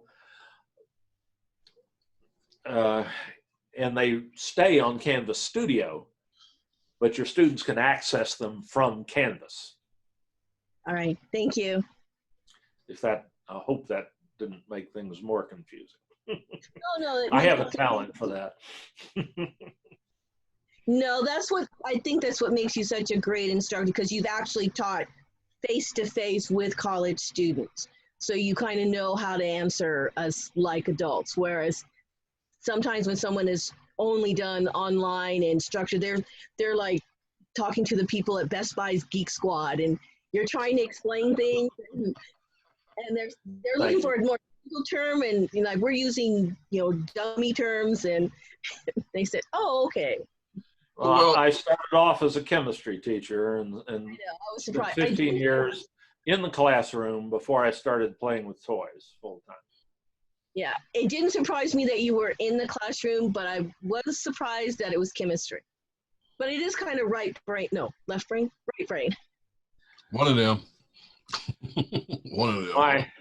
Obviously, I'm missing that brain right now. State of my brain, it really doesn't matter which side it's on. It's running pretty slow these days. It happens. Even without COVID. God help us. No, it happened.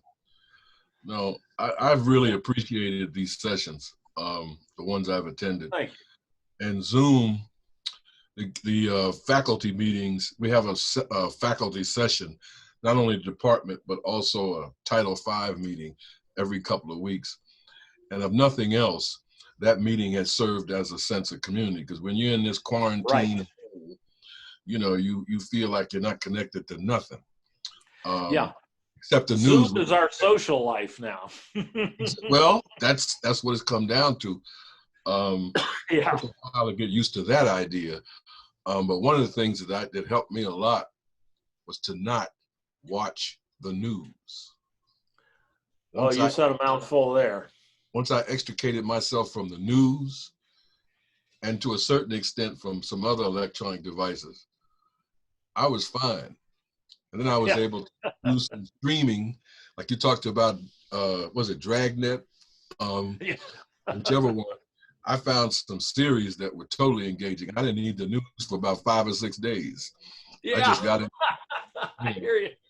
And for someone who doesn't really deal with Facebook at all, I felt compelled after one series to write the creator and tell him how much I enjoyed it.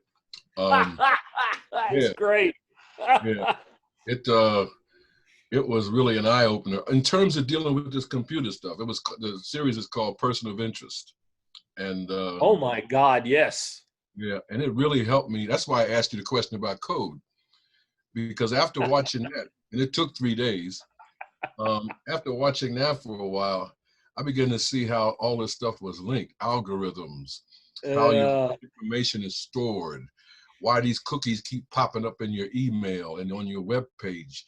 I thought to myself, man, no wonder they can follow you anywhere you go. I mean, this is ridiculous. Well, Farrell, the machine really doesn't exist. It feels like and it Harold does. is just a very good actor Yes, who's now in an entirely different series. I absolutely love that. My wife and I have been binging it for about 6 months. Oh yeah, I think it's 5 or 6 seasons they had. I'm thinking about watching it again. I'm just starting season 6, and I'm about to die because it's about to be over. No, it's a goodie. And what was interesting is how you start off dealing with this machine,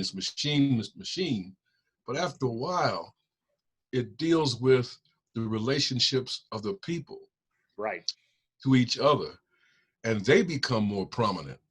They become more, I mean, it just worked for me. It worked a lot. It was really well done, and the actors involved were just astounding. They were outstanding. I mean, Kathy, take care.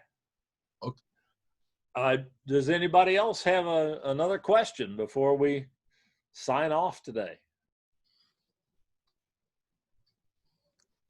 Well, you know where to find me if you have them. I look forward to hearing from you. Hope you all stay safe and healthy, and I'll hope to see you in another session soon. Take care.